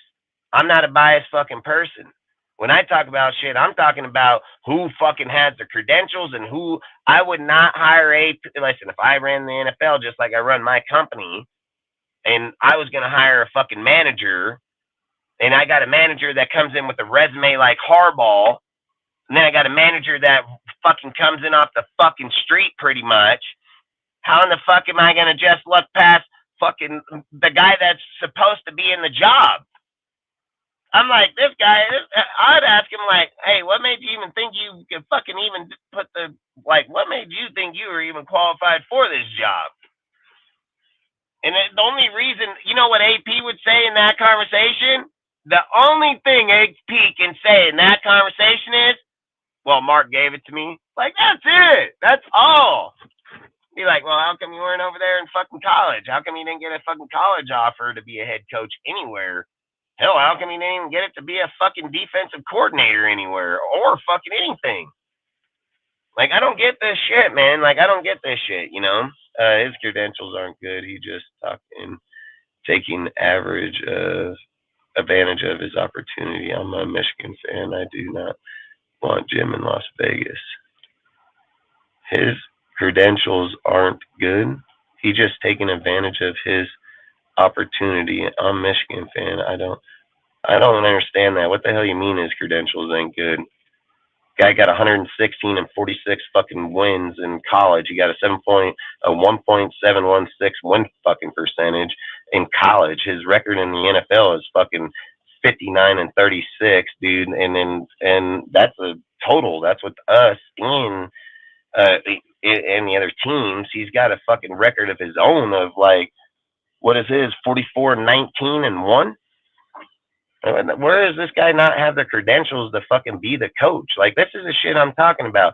This guy been a coach in NFL and in college for 20 years. He has 3 losing seasons, 07, 08, and 2020. And guess what 07 and 08 were? Rebuilding Stanford. Guess what 2020 was? Rebuilding back in Michigan.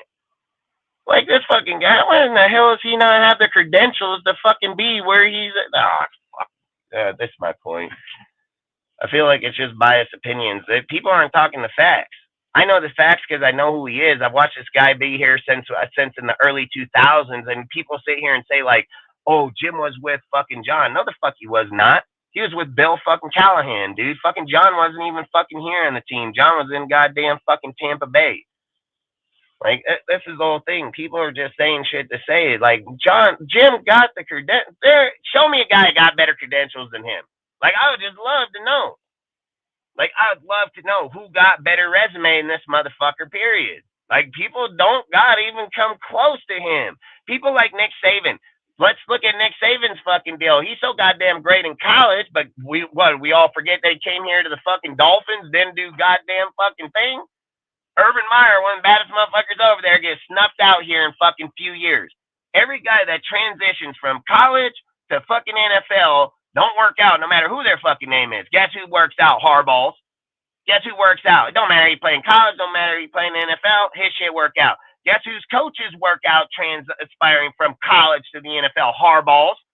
Jim and John, both. McDonald over in Baltimore. Guess who he's a descendant from? Jim in fucking Michigan. Jim was the one that actually taught that motherfucker. Sent him to his fucking brother. Guess who Jesse Minster is over there in Michigan? Oh, that's John's fucking guy that he taught over there in motherfucking Baltimore for 4 fucking years before he shipped him down there to motherfucking Jim in fucking Michigan. And guess who been kicking the fuck out of everybody for the last 3 fucking years? Him, Jesse Minster. Fuck, got one of the best ass deal. These are the only goddamn fucking people that make transition from college and NFL back and forth for fucking years. And we're talking about they don't have the credentials. What's one of the highest drafting fucking teams drafted from college right now? Fucking Michigan. Some of the best production that come out of that motherfucker. He's probably going to have highest deal over Michigan or out of Georgia this damn year. Who's developing them? He is. Who's recruiting them? He is. Who going and looking for them? He is. Some fucking guy got credentials to be the goddamn fucking commissioner of the NFL, probably. Like, we're talking about this guy's shit, man. This guy is well more qualified to be the fucking coach than any motherfucker that's taken the helm in the last fucking 20 years, John fucking Gruden included. So I don't know where in the hell people are saying Jim motherfucking Harbaugh ain't got the credentials to be a fucking our coach. That is fucking crazy. Guess who got the credentials to be our coach? Fucking Tom Cable. So I'm pretty goddamn sure he most definitely got the fucking credentials to be our motherfucking coach. Like, by a mile.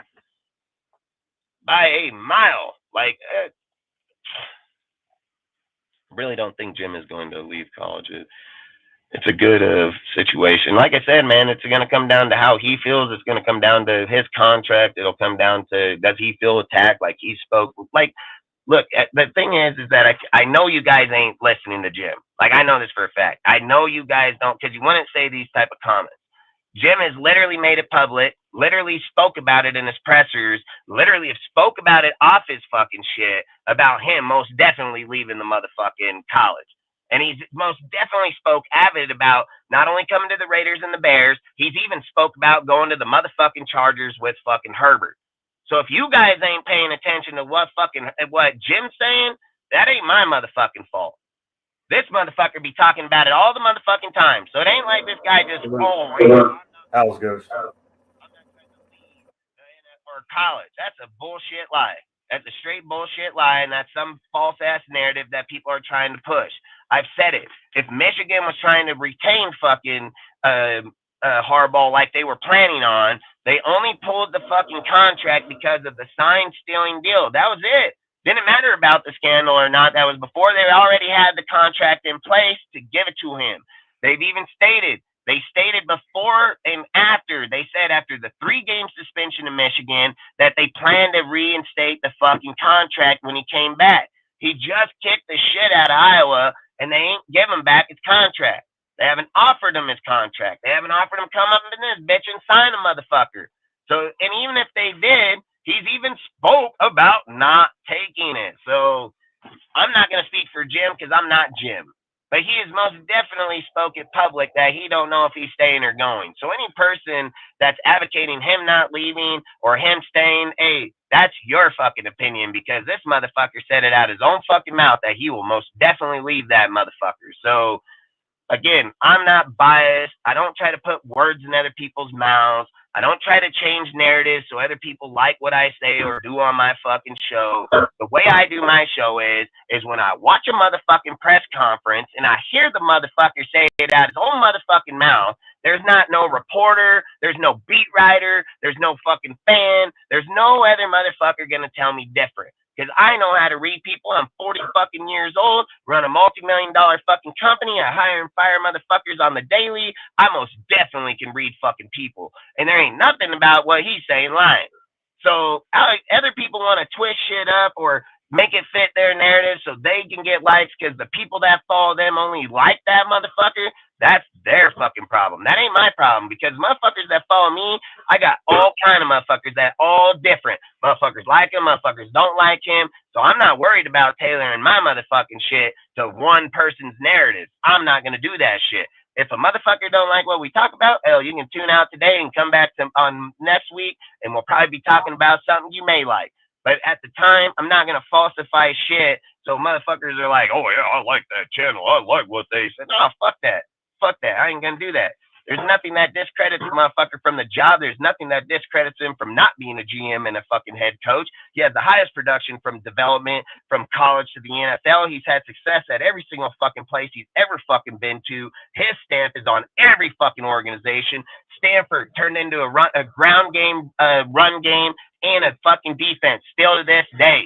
Niners turned into a ground game, fucking run game, dominant defense still to this fucking day. Michigan built to a dominant run game, dominant fucking defense still to this day. Every fucking stop he's gone to, every single place he's been, he fucking rebuilt it. How come David Shaw didn't have so much success after Harbaugh built Stanford? Shaw had his 4-year run, and then he fucking depletes. How come at the end of Shaw's fucking last 5 years, he wasn't able to go rebuild a fucking school or rebuild Stanford? You know why? Because Harbaugh wasn't there to go recruit those motherfuckers and develop them.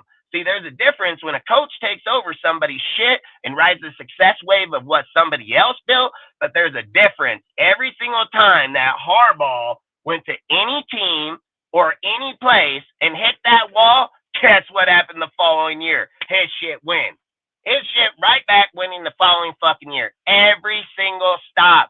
Stanford was probably the only stop that took him, what? I think it was 2 years. It was 2 years losing. Then he went to an 8-5 and 12-1.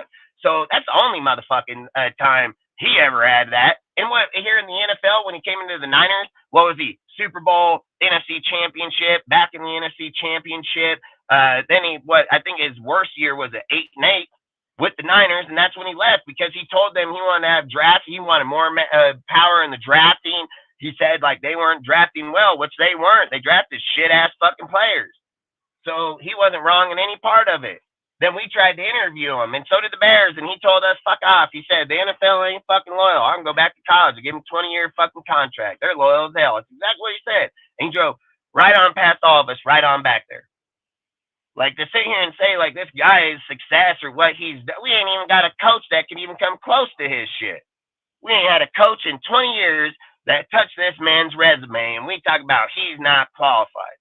Like, this is the craziest shit. That's why the Raiders suck dick. It's like 100% why the Raiders suck dick. Yeah, your head coach is the guy that literally runs the whole fucking team. He's the one that looks over the offense. He's the one that looks over the defense. He's the one that says, hey, we need these type of players. He's the motherfucker that says, I need this fucking kid from college because he fits my shit. How in the fuck's AP do that? Fucking Harbaugh can do it easily. He can not only do it, he can say, hell, I coached against that kid, or I coached that fucking kid. I know what he's going to do in big games because I either coached him or played against him. I called plays against that fucking kid. I know how he going to act. How does AP and these guys have those conversations? They can't. We talking about he's not cut out for the job? No, these fucking guys ain't cut out for the fucking job. That's straight fucking facts.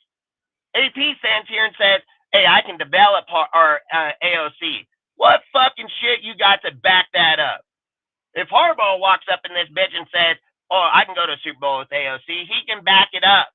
He's taking J.J. McCarthy from North Carolina. He went into goddamn Niners with fucking Alex Smith was considered one of the biggest flops in NFL, fucking Kaepernick and Blaine fucking Gabbert. And he most definitely got the goddamn Super Bowl, and he took fucking Alex Smith, give him over there to Andy fucking Reid with the Chiefs, and pow, took him knocked him right out of the ballpark.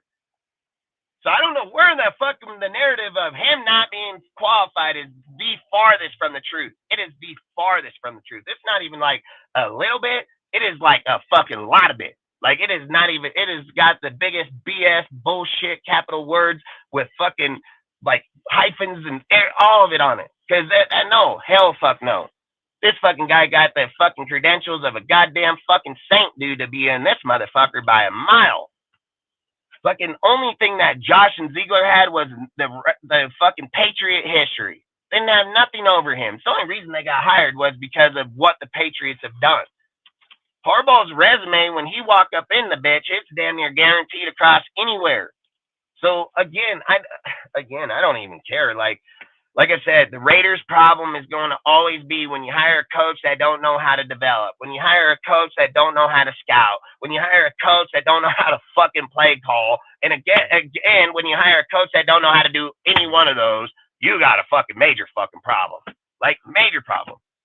So again, man, I ain't here for bias. I'm not here for my fucking individual opinion, this, that, and all. When I look at a motherfucking dude's career and I look at another motherfucker's career and I sit here and say, well, you just implied David fucking Shaw as a head fucking coach candidate, but he's had 5 losing fucking seasons at the end of his career. He's literally went 3-9. He ain't even coaching in this fucking year. And we're talking about him being our coach over fucking Harbaugh that's only had 3 losing seasons his whole fucking career. He has 116 wins and 49 losses in college. He got 44 wins and 19 losses in the NFL. And we're talking about David fucking Shaw and AP. What in the fuck are you guys smoking?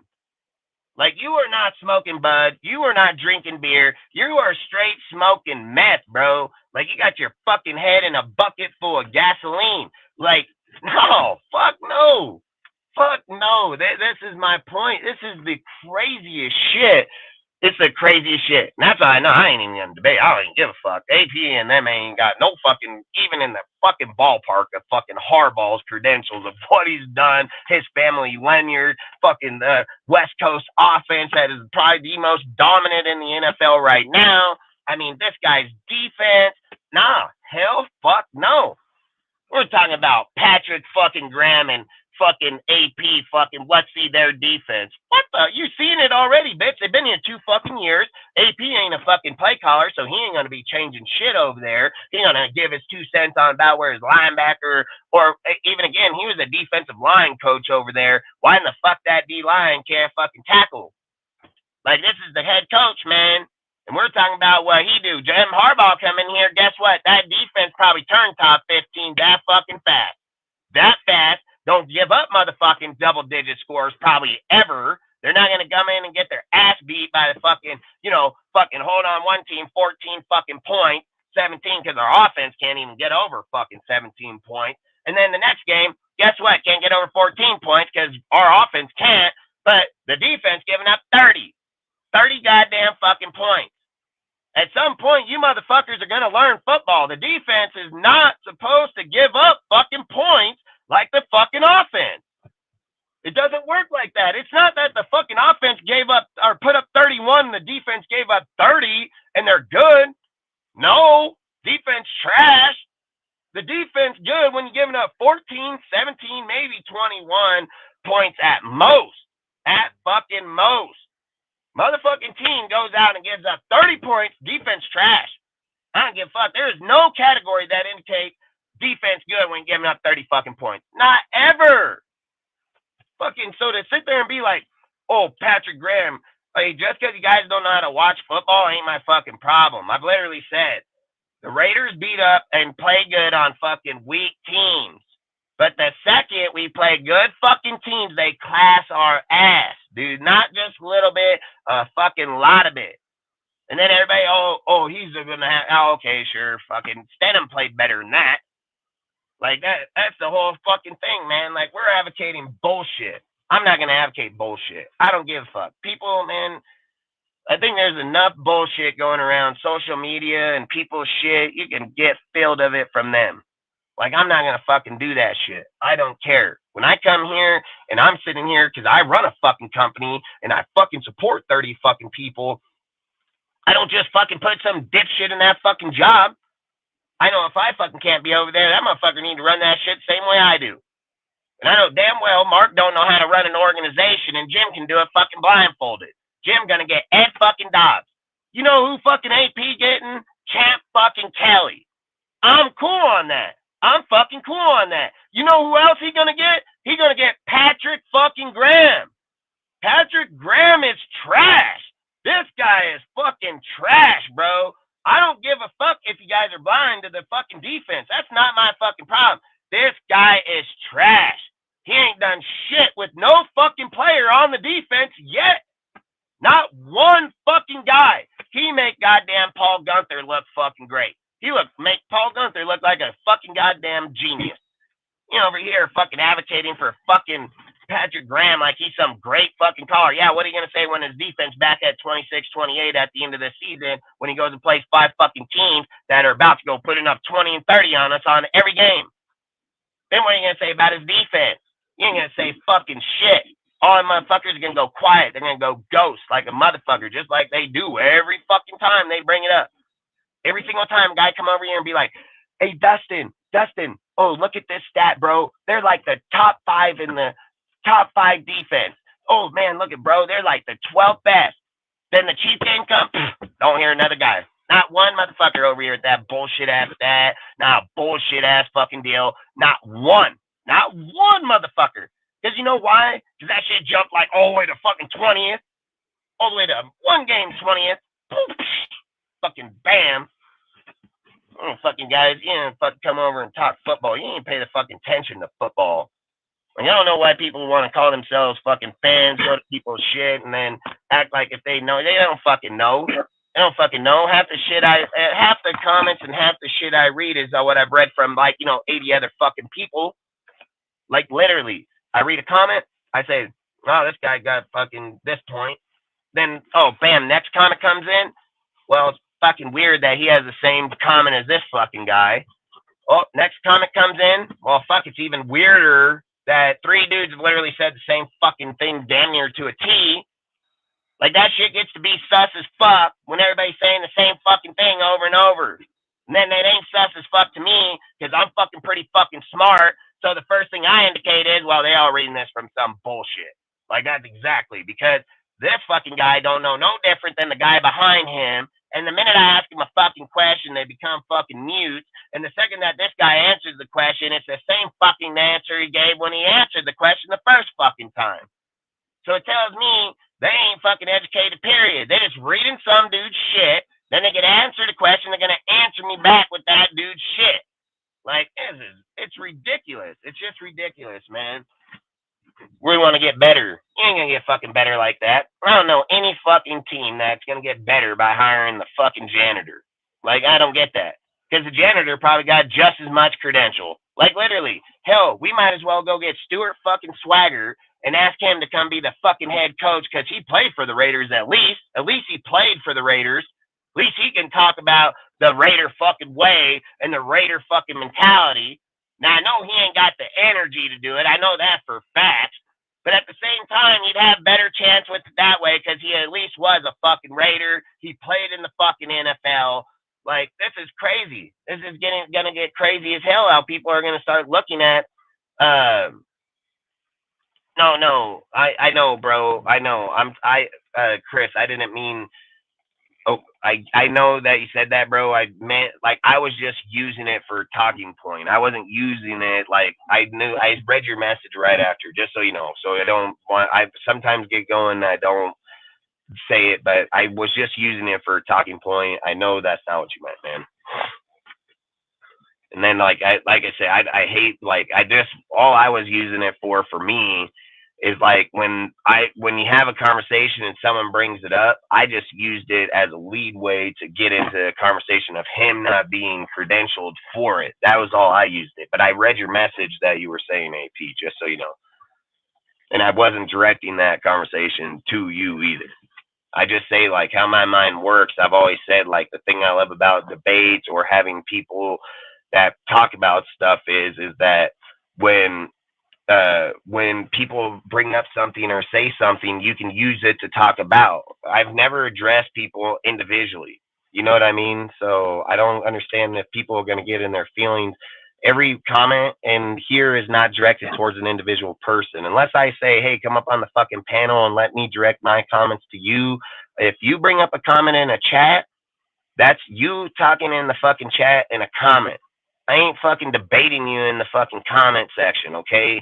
When you talk about something about a Michigan player and then you bring up someone's credentials or things, I'm going to use the topic for the way I can use it here in the show. That's the way I do my shit.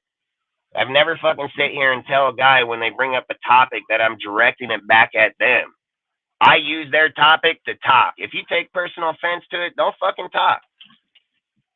You know, like that's the problem with every single person. They don't understand how chats and fucking content work. People think that if you post something in social media, that's what no, it's not. Social media is a platform to gather information. I'll put shit I don't even believe just so I can hear what people got to fucking talk about. Here in fucking YouTube, you only go by comments that people bring or what I have here on my own shit or right here at my own table. If somebody brings up a fucking comment and I can direct it either towards AP or the motherfucking dude, that's how I'm going to do it. So straight up, I didn't say, hey, Chris, you didn't know what the fuck you're talking about. Fucking hardball, this, that. I never fucking said that one fucking time. I said, hey, motherfucking don't have the credentials, and then that's how I use the topic. So, again, how you guys direct your shit is how you direct it. You know, like, I've always said, my shit ain't like everybody else's. I'm not a scripted motherfucker here, dude. I don't script shit. I don't ask people to come over here and write shit or come up in the motherfucking deal. If we're in a topic, I'm going to use the topic the best way I can use it for the channel. That way it could educate a motherfucker that don't know about fucking hardball just as much as it can against fucking dipshit AP. Like, literally. So, again, however people want to take their conversations, they can take it however they want. You said, yeah, but that's how contract negotiations work. You leverage your option against the other. Like, are you saying like for fucking the NFL and college?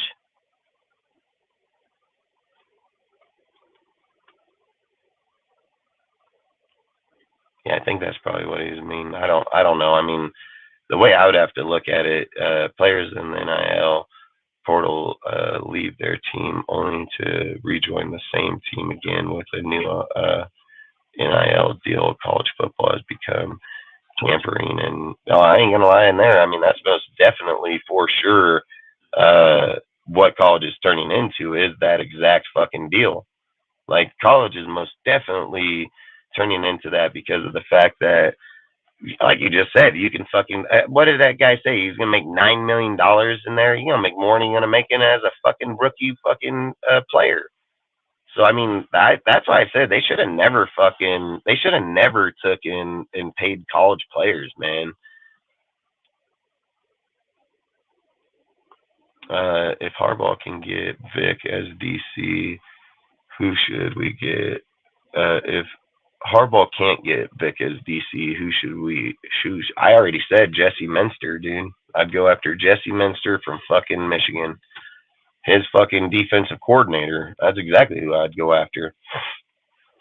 It's just like I said, his defensive coordinator in Michigan, man, fucking Jesse Minster came from fucking John Harbaugh in Baltimore. He was with John for 4 years and learned the defense here with John for 4 years before he was sent to Jim. And then ever since he's been there with Jim, that dude's just fucking dominated. So he's already been both ways. He's been NFL and college. So like I've said, they're the ones that have the most success transpiring in and out of college and NFL. So if it was me, I would just keep the streak alive and have Jesse come with him to the NFL and give him the fucking defensive coordinator job. I don't know, Rudy. What do you think of Patrick Graham? I said earlier to Al's Ghost that at best he's average. He did improve when he went upstairs so you could see the players and all that. But other than that, though, they need to improve the run stop. The linebacker deal looks good. The safeties, I think. I know someone said something about Trevon Merrick. I don't think he's a bad player. He did improve. I don't care what anybody says, but it's still not good enough. The strong safety position is much needed.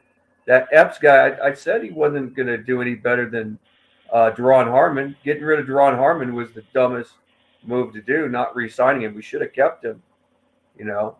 But the cornerback position is still a problem, though, that we have. That's been our Achilles heel.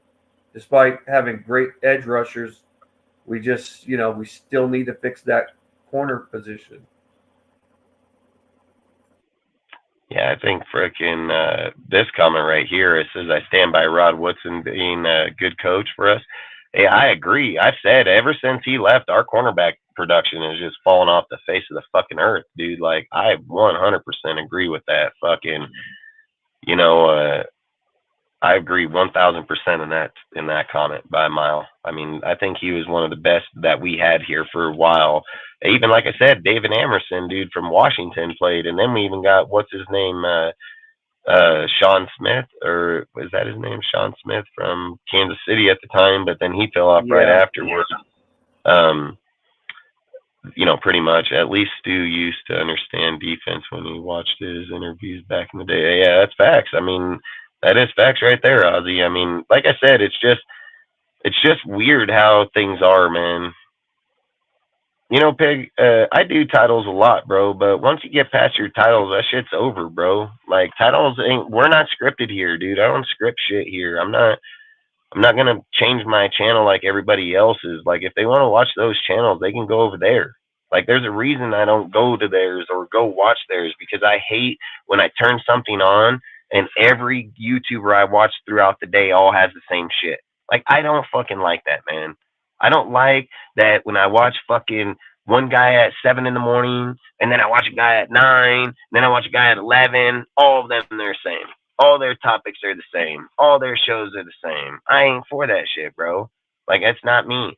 Like, if we're going to have topics when we start and we got it, great. But, dude, once the chat gets going and we can start having all kind of different conversation, and that's what we're going to do, man. I mean, everybody's not going to have information on the same shit every time. It's not going to work like that. So I think, like I said, like, being in the conversation, I get it. Like, the problem where I think where you guys, I think where the issue is between here and other channels is when you take a comment and give it to somebody, you feel like they're directing it, they will direct it right back at you.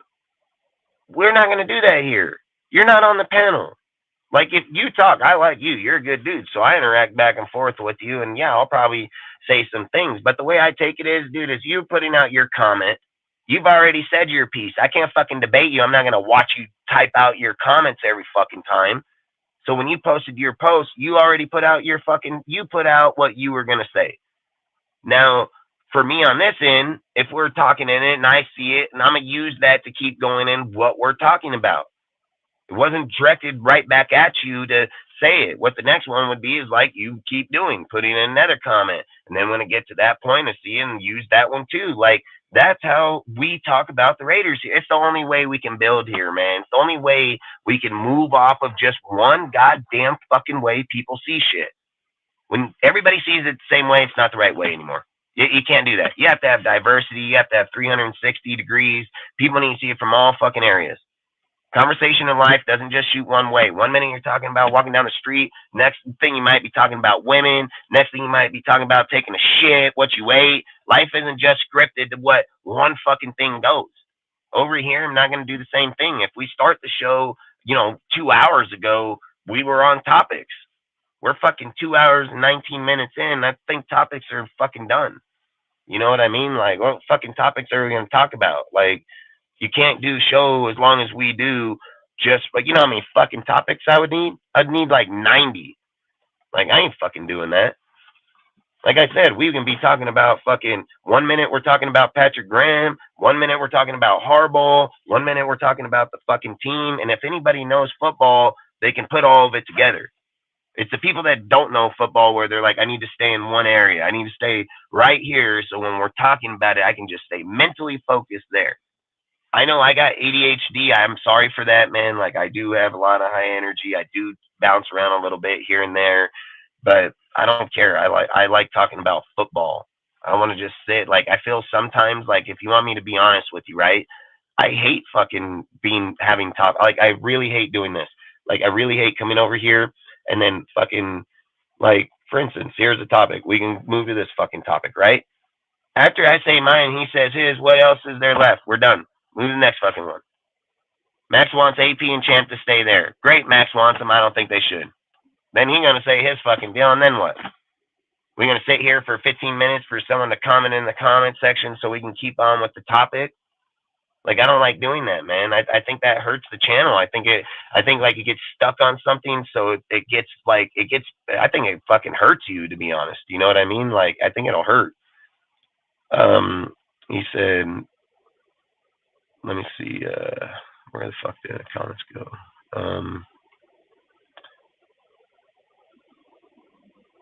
Let's see, leverage, the NIL, we were past here, Harbaugh, Graham. That is true too.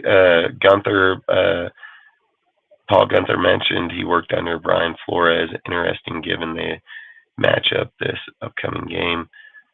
But isn't Paul Gunther over there with the fucking Vikings still as a fucking advisor? I thought he was a defensive advisor over there. I don't know. Let me check. I think he's a defensive advisor for them. I know he left here and went there, but I don't. Oh, that was under Zimmer, so I don't know if he's actually still there. That was a while back.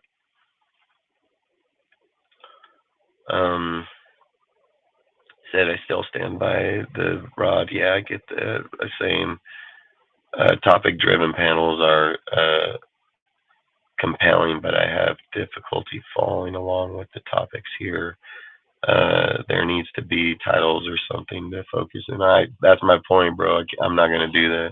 I said that. I didn't even see that comment, but that was my point. Is too many people just get too brain dead on one fucking area. You can't do that about football, man. Like, Pick Big, you're a great dude. I don't know if you're young or old or not, man. Like, you got good conversation. You got good deals all the time. Like, don't let a comment fucking tab on the deal fucking steer. I can keep that up there if you want. We ain't gonna fucking talk about that for a fucking hour. Like, that can't happen, you know? Like I said, I like talking about football. Like, so for instance, just so you understand, like, who I am and what my page is about, right? I fucking work my ass all fucking day long. I don't fucking have other people I can sit and talk football to. I don't have other employees that even like the fucking Raiders or even like football, because most of them are Mexican to begin with. So, period, they don't even speak fucking English, half of them. So, long story short, they're not interested in football. Soccer, not football. So when I get off work, my kids are already sleeping at home. My woman's probably sleeping already. So I'm going to talk football for like 2, 3, 4 hours. I don't give a fuck. I'm going to be all over the damn place, but I'm going to talk my shit on my team, and I'm going to bring as much facts as physically fucking possible. So I can't do the topic. Like, if you showed up at the beginning of the show, you would have seen the topic driven that way. You know what I mean? Like, when we're in this point We can literally be talking about something, and like, for instance, when you do topics, right? If, like, for instance, earlier we were talking about the offensive line, but we also have another topic that's dealing with DJ Fluker being interviewed.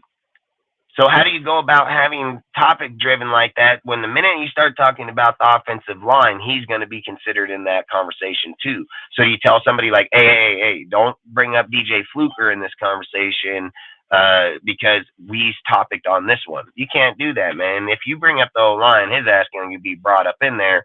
So that topic shouldn't even be on the fucking board to begin with.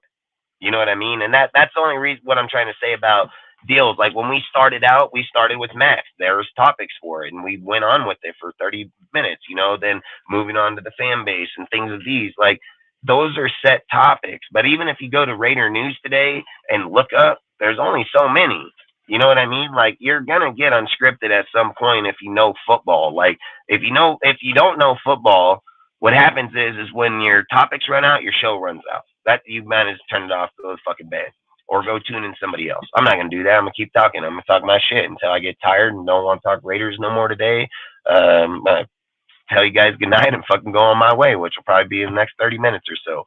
But because it's Friday, I want to go home, see my woman, spank that ass. I just want to spend time with my woman. So I don't want to be out here like on Mondays and Wednesdays till midnight because it's work weeks and they're all in bed. On Sunday, I'm going to do a pregame live. That's kind of why I'm not doing topics right now, because Sunday we're going to be playing fucking the Vikings. It's at 105, so I'm going to be doing a live that morning. That's why I didn't use the thumbnail for Vikings versus fucking Raiders tonight, dude, because I do pregames. So, like, my Friday nights are, like, just more talking about where the week is, what we're doing, hardball kind of talk, just random talk. You know, I've always said, like, I think the reason other channels fail or why people aren't growing or why they get stagnant or how come dude gets up to 300, 400 people and they can't fucking grow is because their conversation is stagnant. It's the same shit over and over. It's the same topics. It's the same things. Right now, people don't want to bring up the AP and the hardball because they're worried about, are they going to worry about if they're going to lose followers or I don't got to worry about it. My followers don't come from other people's YouTube channels. My followers come from my Instagram page or my Twitter or my Discord or my other shit. They come from where we are gravitating what we say. There are a few YouTubers that I go to and that other people follow. I'm not going to say that it's not, but the majority of our people are from the platform where we created it from was Instagram. So that's all I say. Like, I like being scripted in the beginnings. I'm not going to be scripted in the ends. And I understand you 100% by that. And look, man, it's nothing, again, so I don't get another guy in their feelings. Nothing's ever directed towards anybody. I just using what you say to explain why we're doing it. It's nothing towards anybody. You know what I mean? And it's just like I say, I like Chris a lot. I should have read down the comment, but I didn't. That's the problem with people is like too many people assume that when a conversation or something's going on, it's directed to them. I have no personal feelings to anybody, so why would I direct any conversations towards that individual? Like, the deal is it's called Raiders content. If Rudy wasn't here, I would just be talking to my motherfucking self. Like, literally. So, like, when you have comments inside there, you keep flowing conversation. You can't just direct towards an individual. Then that means that could become an attack. Can't be an attack, man. Like, the way I use things so everybody knows, comes to this channel, that are part of what we do, nothing is ever directed towards anybody unless I physically say, like, hey, motherfucker, like, you, it directly. Like, if somebody posts a comment and I speak on that comment ain't directed towards the motherfucker. It's just directed towards our channel and our viewers. That's it, man. Take it for whatever the fuck you want to take it for. I don't care. I'm not here to fucking put down people or say nothing against it. And the fact, like, I read his comment, like, not keeping up, I didn't direct the comment to you to keep up. You see what I'm saying? And that's the problem with YouTube these days. When a person puts a comment, they feel it was directed back to them. I'm not keeping up with the chat because the comment wasn't directed towards you. The comment was actually directed where I can use it to explain why he is actually have the credentials to be where he's at. Now, that's it. I can't use that topic on AP because what am I going to fucking say? Literally fucking, you can't use that topic on AP. So Again, that's all I'm trying to say, man. People's YouTubes are too fucking brainwashed, dude. They're too fucking brainwashed. Too many people do the same thing over, so they get so fucking repetitive that it becomes second nature to them, that when somebody says something, it's just instant, because that's how they do their shit. We don't do that shit here, man. I said it. We're beyond that. I ain't here to attack an individual. I'm just here to talk fucking football. If they don't like the conversations today, come back fucking next week. Like, that's the best I can tell them. I've never got on this show to say, let's go attack the chat. I've never said that one fucking time. I've actually even told people, even asked Rudy when they first came here, I've literally told them, don't even acknowledge the chat because of those reasons right there. And I've said that to our whole panel. If you go back to our very first, videos, dude, like when I started DSR, right?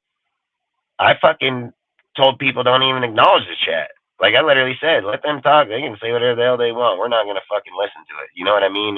And the only reason I told people that is because of the fact that too many people take it personal. It's not, the channel isn't built off people that are not on the fucking panel, dude. Like, people that come to chats and you know them and you interact with them and then they have a conversation and a take. The conversation is what they post.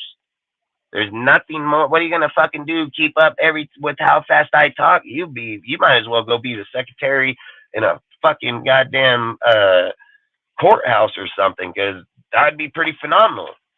But to sit here and I'm not gonna do that. You see, I didn't even read past the second fucking comment after he made it. You know what I mean? Like, I'm not fucking doing that. No way. Kudos to them if you can, but I'm not, man. I'll just be honest with you. But just so you guys know, like, nothing's ever personal to nobody here, dude. I'm fucking a Raider diehard, dude. I'm a diehard fucking NFL fan, period. I love football. I love conversation. I love being able to show, like, why this guy isn't and this guy is, or if we're going to give this guy the deal, let's just say it what it is, the truth. I think too much these days, people get too offended. Like, if I say AP's not credited to be there, you know what the other part is going to say? Oh, how dare you? How dare I what? How dare I fucking what?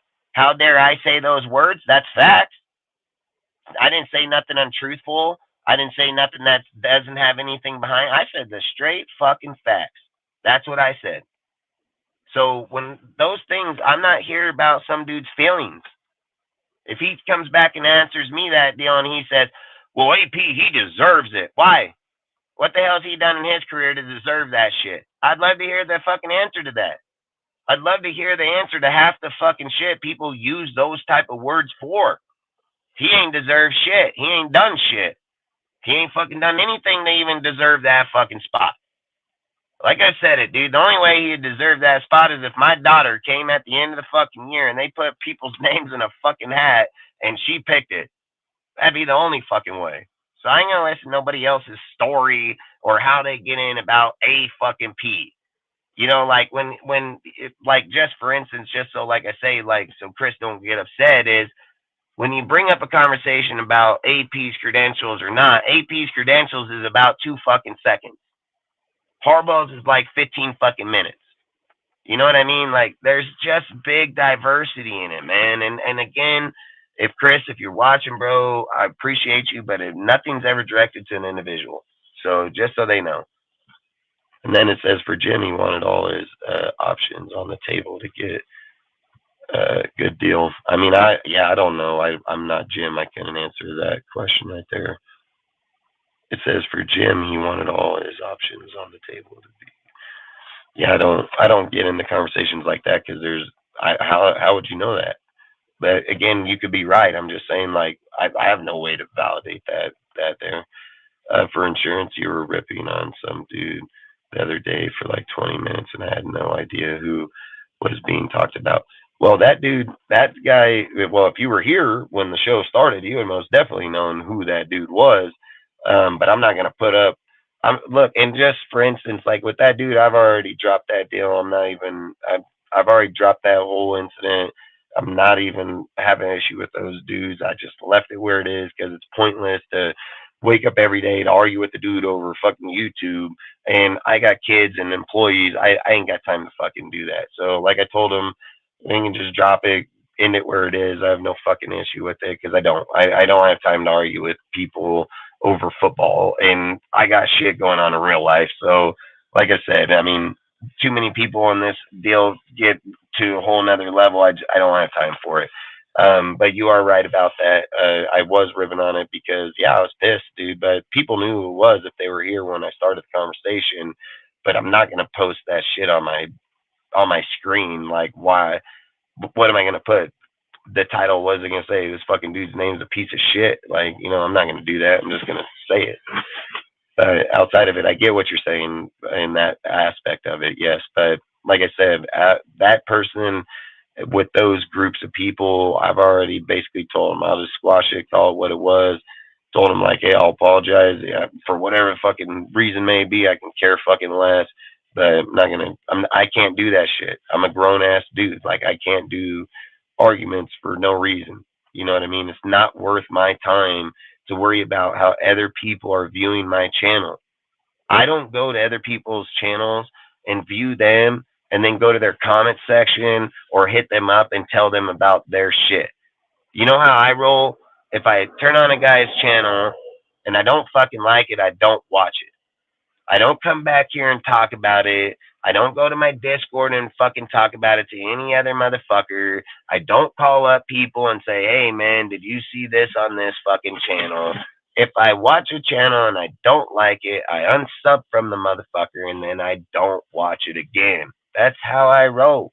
I don't give a fuck about how other people view their channel, how they look at. I didn't like it. That's all I give a fuck about. I don't give a fuck about any other person's views, takes. I didn't like it, the fucking end. And if I like it, well, I sub and I watch it. But I'm not there to tell them how to run their show. I don't need, dude, the only time I ever even comment in their shit if it's on a fucking take of a person or player. I don't ever say like, hey, bro, by the way, maybe you should try this with your show. Or, hey, by the way, you shouldn't have had that guy over there. Or, by the way, I don't know why you're running. I don't give a fuck. I don't care. I don't need their approval. I'm 40 years old. I'm a grown-ass fucking man. I'm not a little fucking kid. I don't belong to no fucking clans. I don't belong to little fucking groups. I do my own shit. I do my own channel, my own shit. I back my own shit out of my own pocket. I build every fucking thing here out of my own fucking pocket. Nobody does my shit. I do my own shit. So I don't care how people feel. I don't care how their opinions. You know what I say? Opinions are like assholes. Everybody has it. You don't like mine? Unsub. Quit turning it on. Like, that's exactly how I feel. Like, I'm not here to change what I do because other people don't like it. You know what I say? Oh, well. Oh, fucking well. Just like I say in my Instagram, right? A guy comes over. He tells me, I write an article and post it on my page, and he says, how fucking dare you say you don't like AP? I'm going to unfollow you. And you know what I say? I didn't even know who the fuck you were to begin with. So if you unfollowed me without messaging me, I would have never even known. And guess what? And in Instagram, I lose like fucking maybe 25 people a day, but I gain like 100. So losing 25 don't matter. I don't give a fuck if I lose them people. I'm not out here to try to get every fucking guy to stay here. If I lose 25 today and gain 100 tomorrow and then lose 25 again and 100 the next, I can care fucking less. My shit growing. So I don't give a fuck about the guys that don't want to listen or don't want to be part of it. Guess what? The hell other people want to be. So if the 1, 2, 3 fucking guys that comment or the 3 fucking dudes that put their 2 cents that is like, I don't know, I don't care. I wouldn't even know if you didn't even message. So you don't fucking matter. And you wouldn't have mattered if you didn't message to even begin with. So if you would have tuned into DSR and subbed to the channel, and then you fucking tuned out of DSR and unsubbed from the channel, I wouldn't even have fucking known, nor would I have cared. But that's my point. Too many people that go around doing social media, doing YouTube, they're all looking for validation from other people. I'm not. I know all these motherfuckers. I've been part of their shit, been with them. I know what they talk about. I know what they debate. I know how smart they are. I ain't trying to be any part of any of them. When I fucking left what I did first, I never went to any of these guys and said, hey, bro, can I get up on your panel? Hey, bro, can I be part of your shit? Hey, bro, can I roll with you guys? Nope, went right past them all and said, fuck that, do my own shit. That easy. I didn't want to be part of nobody else's shit. I didn't want to be part of their scripts. I didn't want to be on the panel and be like, fuck, I wait till they call me and let's talk on. I'm going to talk on everything. That's why I'm as educated on the sport as I am. I don't just fucking close mind myself in conversation. It's just like I told my woman. My woman tells me, hey, I'm going to go buy the shit for Savannah's fucking private school. I tell her, all right, what deals do they got? She tells me, oh, they got 3 deals. They got one for $500, they got one for $1,000, and one for $1,500. I say, all right, which one are you gonna buy? She says, well, I'm gonna get her the $500 one. Why? Says, well, she'll be able to finish it. Okay, what happens when my kid finishes the $500 one? Then what are you gonna do? She just done with school? She ain't gonna do nothing else? She just done for the rest of the year? No, you know what you do? You buy the $1,500 fucking one. That way when she finishes this shit, she got that shit to keep doing. That's how you get smarter. That's how you fucking develop. That's how you get fucking smarter in this fucking world. You don't just get to a fucking point where you gotta pan the fuck out for 6 months? You know, pan out for 6 fucking months because you wanna buy your kid cheap shit, so you're gonna be fucking stupid. Nuh-uh, not me, man. Hey, I don't get my kid fucking that $1,500 one. So then when she gets tired of fucking doing reading, she can go do math. She get tired of doing math, she can go do fucking art. She get done doing art, she can go do fucking science. She don't want to do science, she can go do fucking history. My kid got any goddamn place, she ain't gonna just get brain dead and burnt out on one fucking category. If my kid sat and did math every fucking day, she would hate it. If my kid had to sit and read every day, even though she's fucking English, she's gonna hate it. Like, when somebody has to do something so goddamn fucking much over and over, you're gonna fucking hate it, dude. Like, you don't want to do that in life. You know, you're gonna get to a point where it just becomes too stagnant, and you look for people's opinion. Like, what did he say? Well, we were just talking about that. I don't give a fuck what he's talking about. Let him talk about his own shit. That's why he got his own channel. He can talk about. Listen, I don't give a fuck if he said the guy would run backwards with his pants down, fucking looking at dick. I don't care. It's his channel. He can talk about whatever the fuck he wants. He can say whatever the fuck he wants. If I didn't like his take, I would just unfollow him. Too many people out here in this world feel like their opinion matters. It doesn't fucking matter. I don't need people's approval. I don't need how people think or not. You either like it or you don't fucking like it. That's fucking in. Too many people out here feel like, oh, I've been doing. I don't care how long you've been doing it. Your fucking shit ain't growing. So what the fuck are you talking to me about? How long you been doing shit when you ain't doing nothing?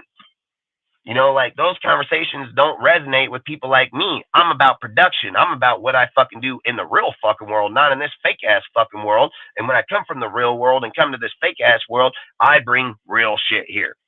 So that's all I always say, dude. Like, in my shit, my pages aren't fucking scripted. My Discords aren't scripted. Nothing is scripted. You go to my Discord, there's no trolls, no nothing. Why? Why you think out of my Discord, of every fucking guys that is out there, mine the only motherfucker that don't have it? You know why? Because I monitor the fuck out of it, and I make goddamn fucking sure people know it. I don't fucking put up a rule and then not fucking keep it honest. I tell motherfuckers straight up. I'll hit them up privately and tell them, like, hey, bro, hey, we ain't no little fucking kids over here. Like, you want to fucking go that route? This shit ain't for you, bro. Like, you probably should just leave the Discord, because if you don't, you're going to get kicked anyways. See, I don't tolerate it. I don't care if a guy's going to be in my Discord or not. I don't care if I got 10,000 people. I got 350, and I know the 350 are all football knowledge. I know they're savvy as fuck, and I know even the guys that aren't, they're there to learn, so they're not trying to overtalk or tell people shit. They're fucking reading articles. They're fucking getting the news that comes in there. They're trying to better themselves. They hop in a conversation. The big boys start talking. They sit back and listen. That's exactly what you're supposed to do in life. It has a process of fucking getting to levels, every fucking level. So when we come over here in DSR, the reason I feel like I think I know as much or can battle on anybody or debate in it, I don't limit myself in topics. I don't limit myself in conversation. I don't limit that we can only stay within this bubble. My shit's free roam, bro. It's my shit like Fortnite, land wherever the fuck you want. Let's go. Like, literally, you know? So, like I said, man, DSR ain't like everybody else's. I ain't trying to be like everybody else's. I don't like it. That's why I created DSR, because I didn't like it. Straight up. What goddamn YouTube channel, you can go to where you can debate and still be back the next day? None. Ain't none out there. What YouTube channel do you know that had the same friends from when they started it? None. It says, well, it'd be good to tag all those points with some notes to have reassurance for the viewers. What does it say? It says, well, it'd be good to tag all those points in the notes to have a reference to the viewers. Yeah, it's facts. I mean, like I always say, they'll watch it or they don't. I'm not like everybody. I don't care. I'm not here for your money, so I don't care if they fucking watch it or not. I mean, the reason those guys go to that length, dude, is because they want you to pay them. They want you to give them your super chat so they can bring up the next comment. Like, fuck that. I mean, how about I go over on their show and debate them about football, and then let's have them put up their fucking tag, and then let's see how much their tag helps them in their knowledge of knowing the subject. Like, them tags don't mean shit. I don't fucking go on fucking 80% of these fucking YouTubers out here and fucking end their career right on their own channel. Like, so many of these guys don't even know what the fuck they're talking about. They put up fucking deals so the chats can fucking interact, and half the chats are dumb anyways, too. You know how long I followed dudes through the chats and their lives, dude, and just quit? I'm like, nope, these guys don't silence people. They don't fucking...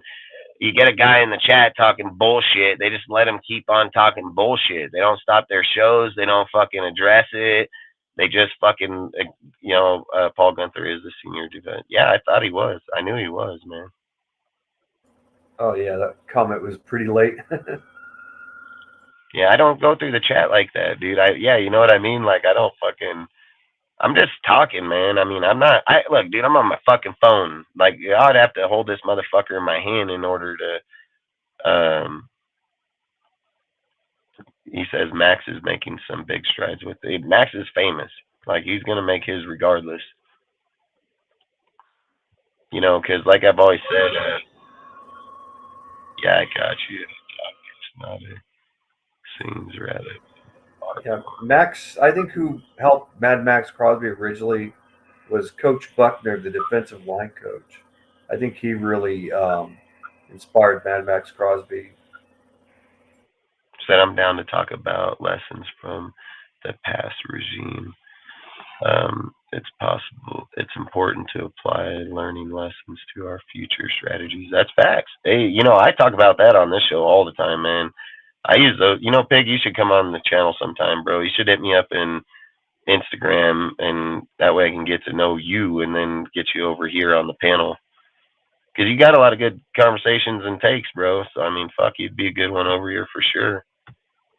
Important to apply learning lessons to our future strategies. I mean, I've always said that. That's why I've said, like, when they're talking about AP, I mean, that's the biggest fucking one should be on there, Max is making me, yeah, that's why I said he's just famous. I mean, I fucking wish I played football and had that shit too. Contract negotiations are generally better if you have leverage. So in Jim's best interest to keep the NFL option open. That is good competitive. I mean, Jim comes here, he's getting $15 million a year, man, like instantly. He ain't gonna be considered in no $10 million category. There's no way in hell.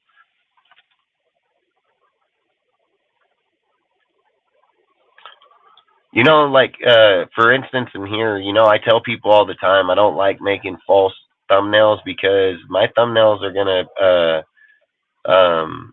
damn, Fade to Black, I ain't seen you for a minute, bro. Fucking, damn. Kudos to you again. I hope you're still in here, man. I don't know how long ago you posted that. But, yeah, good seeing you, too. I haven't seen you in, like, fucking, to be honest, I haven't even talked to you in, like, fucking, damn, 6 months, probably. Been a minute.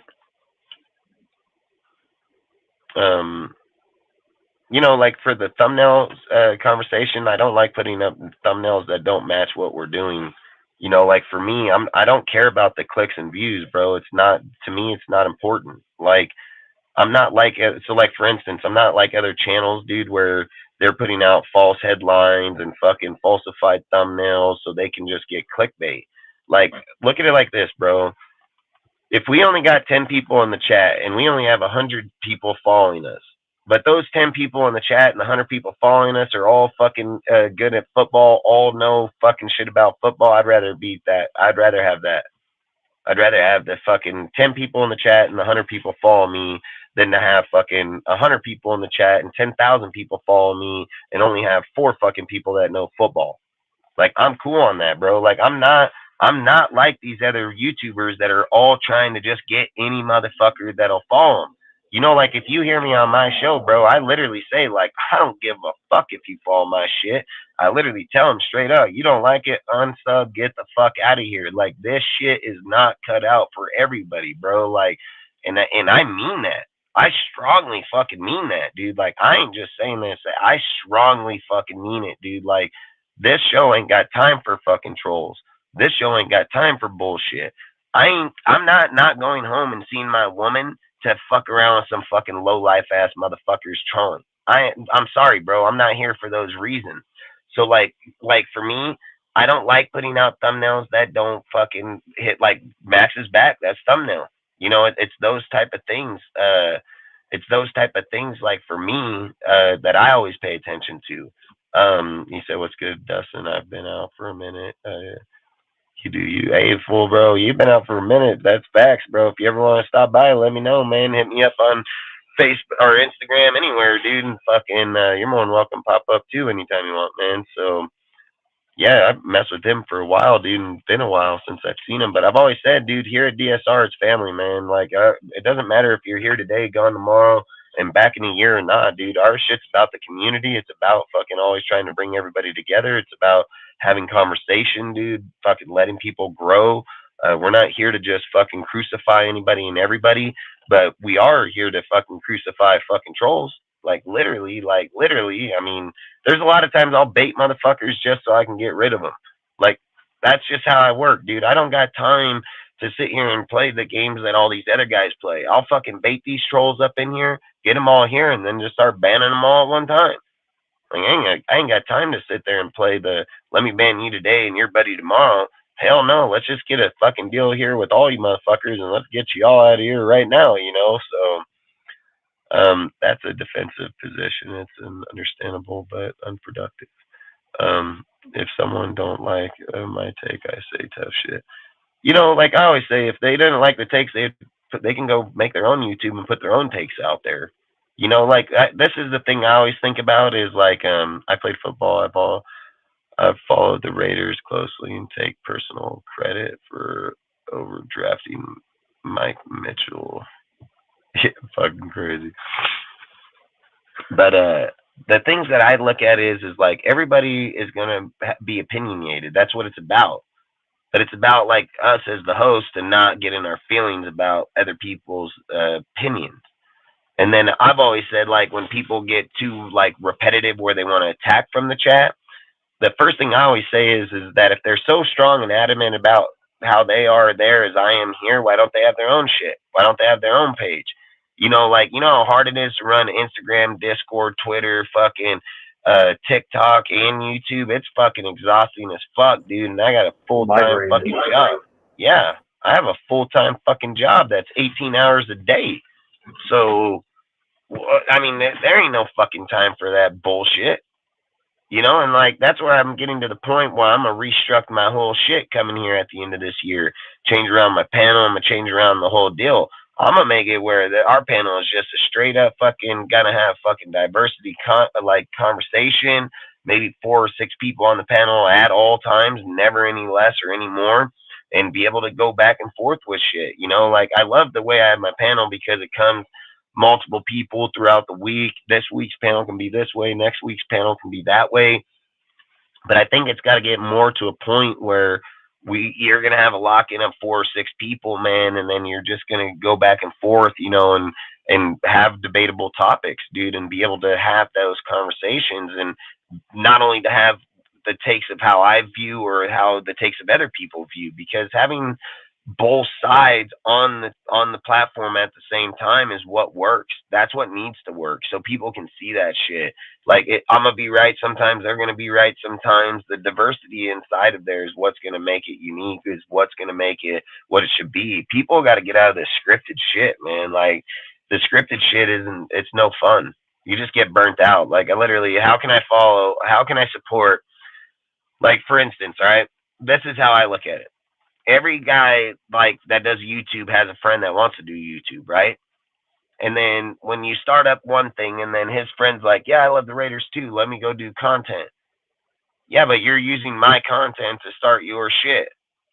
And then you need me to go over there to promote your shit. So it's really just my channel and your shit. Now, the minute you get built up and then I leave it, what are you going to do? Like, you didn't grind it. You don't know what it takes because I literally just got everybody for you. So that's why I said I'm not like that. I don't give a fuck. I don't play those games, dude. Like, I'm going to grind this shit every day. I tell every single guy where they're like, hey, bro, if we were just to go over to this guy's channel, we can get to 1,000. That I don't give a fuck. I'm not going to do that. You know why? Because hard work fucking pays off. Hard work ain't easy, dude. Like, nothing came granted to anybody in this fucking life, you know? And the people that get it granted, guess what? They're probably not doing YouTube no more. And guess what? When their channels get fucking cut and deleted, they give up because they need everybody else to build it for them. Like, some guys will go do channels where they just go in because they would know a guy like Graf, and he's like, oh, let me just do YouTube. He has 20,000 dudes here. He got 300 people in his chat. If I put my link out there, I'm going to have fucking 1,000 people by the end of the week. And then they got no videos, and they have no nothing. Like, they're fucking just weak-ass motherfuckers, you know? And I've always said, like, for us, I'm not going to be entitled by nobody. Nobody's going to tell me what the fuck I got to think or how I got to talk or what subjects I got to talk on. I'm talking on whatever the fuck I want. I'm going to talk on what I want, when I want, how I want. And there ain't nobody going to tell me otherwise. And any guy on my panel can do the same fucking thing until I feel like it's either absurd or we ain't going to do it no more. But at the same time, that's how that shit goes. We ain't fucking, I don't like it, man. I think I hear too much of it. I just get to a point, I'm like, bro, I didn't put on my channel to ask. If I was going to ask their opinion, I'd just go ask them. You know what I mean? So outside of it, man, I love doing football, bro. And like I said, Pig, if you want to, Pigs, if you ever want to hop on, man, like I said, hit me up over there. I'd love to have you on here, dude. I mean, I've always tell people all the time, our channel is not personal. Like, you're going to come on with your takes. I'm going to have my takes. And that's how it's going to be, dude. We're still going to be friends when we're done. And we're going to talk shit again the next week or the next day. You know, like, that's just how football is. But I always say, when a guy going to hop on a panel with me, they're going to find out if we're friends or not right away. Because people get in their feelings and want to take offense to what I got to say, then it wasn't meant to be anyways, man. Like, that's how I say it all the time. I didn't come on here to attack nobody. I'm the kind of person that when people are talking about our team or talking about what we're doing, I'm going to fucking get it. I'm going to make goddamn sure that's just not the last resort. It's not the only conversation. It's not the only option. Like, you know, like, nah, there's got to be better.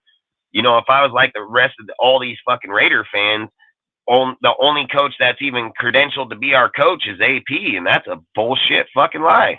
That's a straight fucking bullshit lie. And people, you know, people tell me all the time in the back scene, right? People hit me up after the show's over and stuff, and they're like, how did you gain fucking 5 followers? Or how is your Instagram page growing so fast? Or how did you get so many here? They're like, bro, you literally tell them to fuck off. You literally tell them that they're dumb. You literally tell them that this person wouldn't work or that person ain't going to work. He's like, if I did that on my channel, I'd have nobody. And I tell him, yeah, the reason why is because when you built your channel, you chose to build your channel to one side narrative. So then when the people started coming in your chat, or when you were probably part of somebody else's YouTube, because that's usually how a lot of these guys get built these days, is when you were part of that other dude's YouTube and then you moved over to your YouTube, you had to take their narrative in order to build yours. Because if you went against his, they probably weren't going to come to yours. So that's why you built a YouTube channel that's one fucking sided. I didn't build a YouTube that's one sided. I didn't build a YouTube channel that when a guy wants to come and tell me his feelings, I'm like, mute him.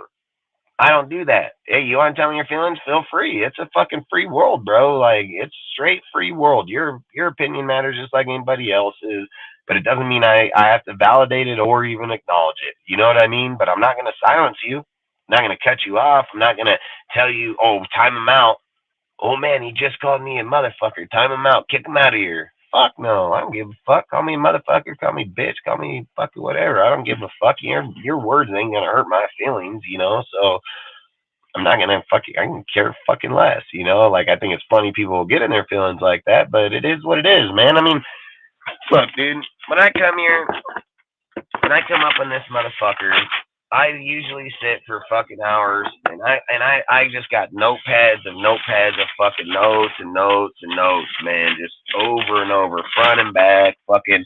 I got multiple fucking books just here in my motherfucking truck, literally just sitting here in my truck, and just Raiders shit. I got fucking multiple fucking books, multiple fucking just fucking shit. And I just write it while I'm just sitting here. And there's shit I'll be having a conversation that's off script. And then I'll just get to fucking writing down because there's a lot of shit I talked about that just starts clicking. Then when it clicks, then I look it up or research it or go to these other things. That's why I can do it. When I look at these other guys, they don't have that shit. They don't have a way to go back and talk. They put their notes inside here, and that's what it is. He goes on his computer and he deletes it tomorrow. They have no way to retain the information that they have or the conversations they have. I have every single one of them. Every conversation, how they viewed it, how they seen it. Players, when they started, didn't know they were in contract, didn't know they were here, didn't know they were there. I know where they're all at. So if I need to know something, I can turn around and just go right back over here, fucking go through my shit and be like, yeah, that's right where we said, and that's what it was. And then bam, fucking, like I always say, I play fucking chess, not checkers, man. Like, I'm about checkmating motherfuckers. I ain't about fucking pushing them, motherfucker. I'm about the real shit, you know? So, but, you said Raiders so often, well, let me make sure. You said, Raiders so often overdraft player and put necessary pressure on the players, those players. That's facts. I mean, look at Clee, look at fucking Tyree. I mean, we can go over the board of players like that for years. I mean, for fucking years. We took Darius Howard-Bay. I mean, fuck, that should be enough. I was listening to oh yeah, Darius Hayward-Bay. He had small hands and couldn't catch the ball. He had great speed, but he had trouble catching the ball when we should have took Michael Crabtree. Fuck yeah. I remember that just like it was yesterday. You know. Dude, we had hell people we could have taken that draft. That was better. We could have got Larry Fitzgerald. Yeah. I was listening to Nomni's interview he did. It was interesting. Megatron too. Draft process going in the first round and having to switch to corner from safety. You know, that's cool. I mean, I like that shit too. I ain't gonna lie, bro. I listen to every I've listened to that fucking exact fucking interview. I try to listen to everything Raiders, bro. I always have an earpiece in my ear all day. If I fucking something pops up, or if I open up my phone and I'm like looking through something real quick and I see a interview of Raiders that was in the old fuckers there.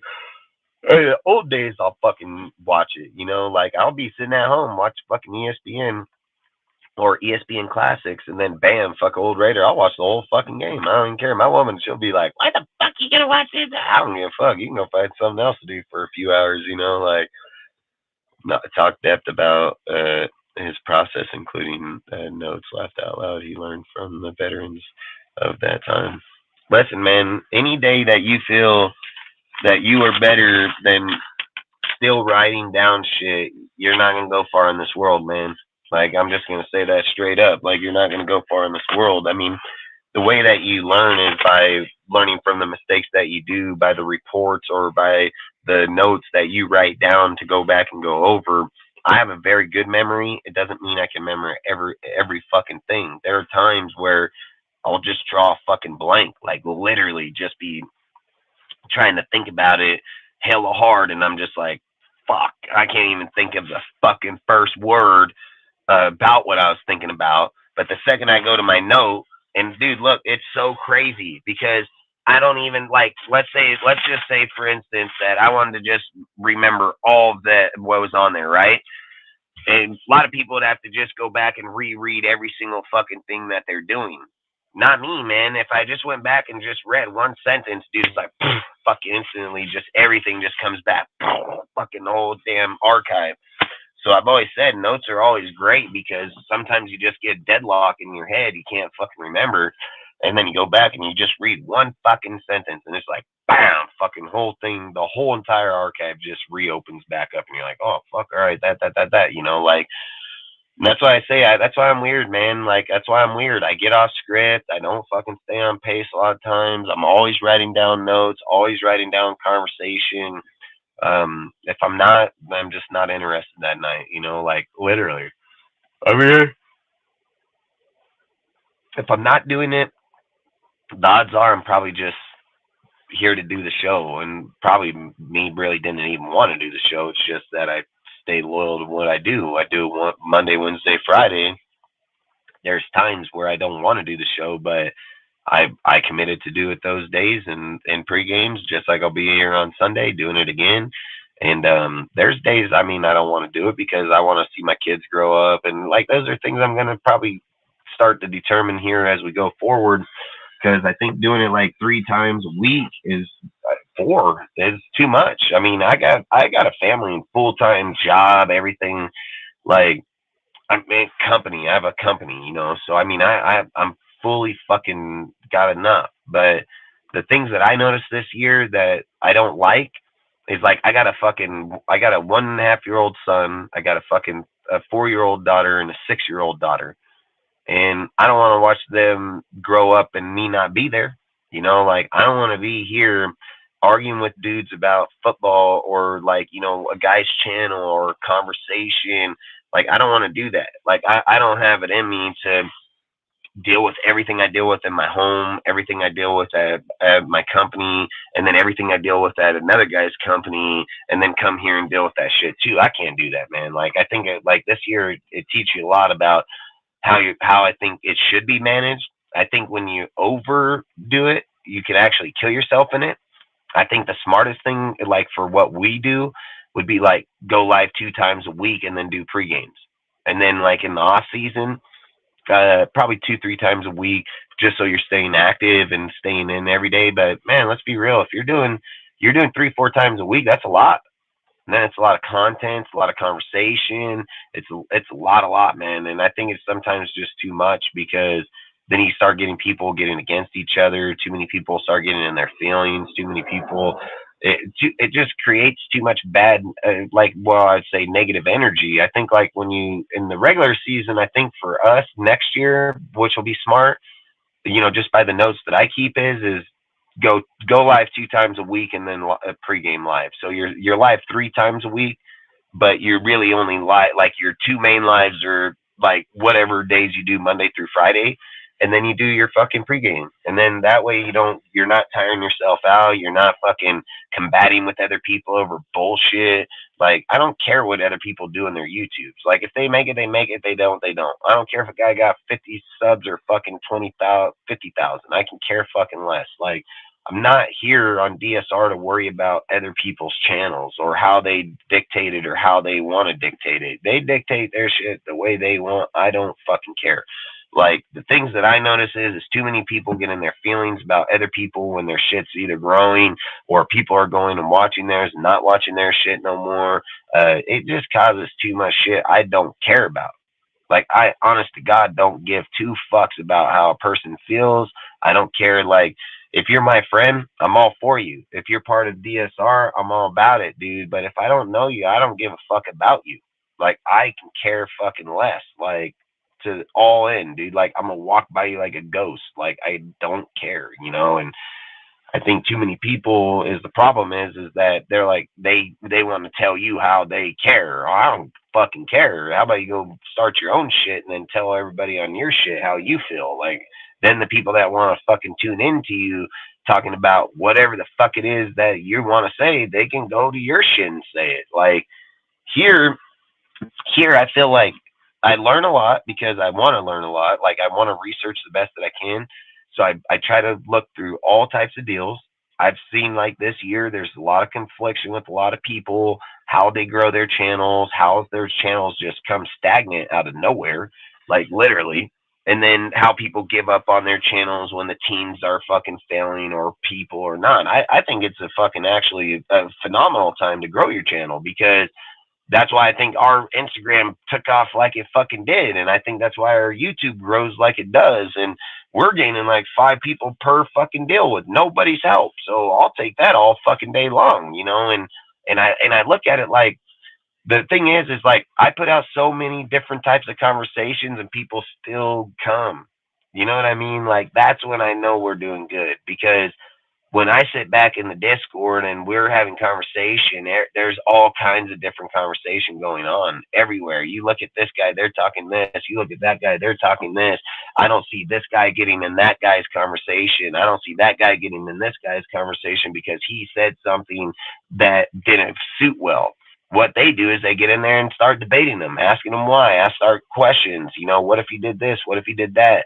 You know, the interaction is what grows people. You can't just sit there and say, walk straight, don't turn around. Well, why? Why can't I turn around? Like, what am I going to learn just looking forward and never look behind me? I'm only going to see what's right here, and eventually I'm going to end up in the fucking water and drown. You know, like, fuck that. I can turn the fuck around. I'm going to fucking turn around and walk back the other fucking way, too, if I want, you know? So that's all I've said. Too many people cap shit out here. I don't like the capping shit, man.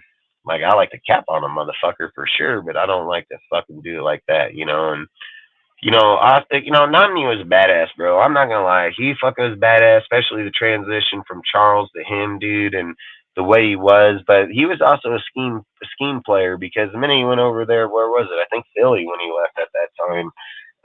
He didn't pan out that well. I mean, like I said, we had good players here. We've had good fucking corners. We've had good history here. You know, and Al fucking dicked us big time in the fucking early 2000s when he was getting ready to die. I mean, that motherfucker screwed our team more than anybody did. I mean, he was going around hiring the stupidest fucking coaches. He was hiring the stupidest ass fucking players, dude. He was drafting dudes that didn't even make fucking sense. I mean, this fucking guy, dude, he literally just, Al sunk us hardcore before he died. I mean, there is no fucking doubt about that, but it was his team to do it. You know, if somebody was going to do it, I guess he was the one, he was able to fucking do it, you know. My idea was to transition him to safety, like what ended up happening with Woodson. Yeah, I mean, hey, don't get me wrong, man. So, yeah. And I think you're talking about Nomni, and he was a safety, so he would have been able to do it no problem. There wouldn't have been. Oh yeah, no he was problem. a strong safety, I believe it was, and he played best as a man-to-man coverage corner. He could not play zone, which is why he didn't fit with Philadelphia. He was the wrong. Yeah. That was their fault. It wasn't Namdi's fault. Namdi's just a man-to-man corner, and they didn't do their homework, and they were stupid.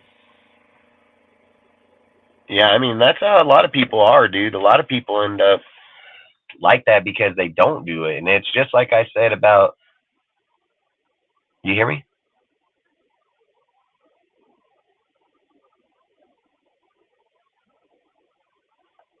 Yeah, I could hear you. Oh, my bad, dude. My mom just messaged me, so I was trying to see what she was saying. She said that somebody gave her a fucking side-by-side, little badass one too, dude. It's a little fucking camo one, bro. Like a little badass little side-by-side fucking I swear my mom, dude, nobody would ever give me no shit like that. She would fucking go over there, give her fucking $20,000, $30,000 fucking side-by-side, whatever. If I wanted that, I'd have to buy that motherfucker. Ugh. Pretty nice though, I'll give her that. I'm gonna go mob the fuck out of that thing though, I'll tell you that for sure. I'll fucking mob that thing, go hunting, dude, fucking shooting shit. Like, it's all camoed out too. I mean, I don't know how she gets shit like that. It's insane. Let's go see what our boy got to say over here. Well, become cornerback and found no taking the essentials and drafting a cornerback out of it. My deal was to transition him. Yeah, I mean, you know, Woodson was my favorite player all time, man. I mean, he's my favorite player easily. Max is becoming my second favorite fucking Raider of all time. I'm not gonna lie, I loved Woodson, dude. Like, there has not been a guy like Woodson. I mean, I don't even know if there is a guy like Woodson out there anymore, but he was a fucking elite of elite. And to have it, Domney after, that's why I said, like you said that Rod Woodson comment earlier.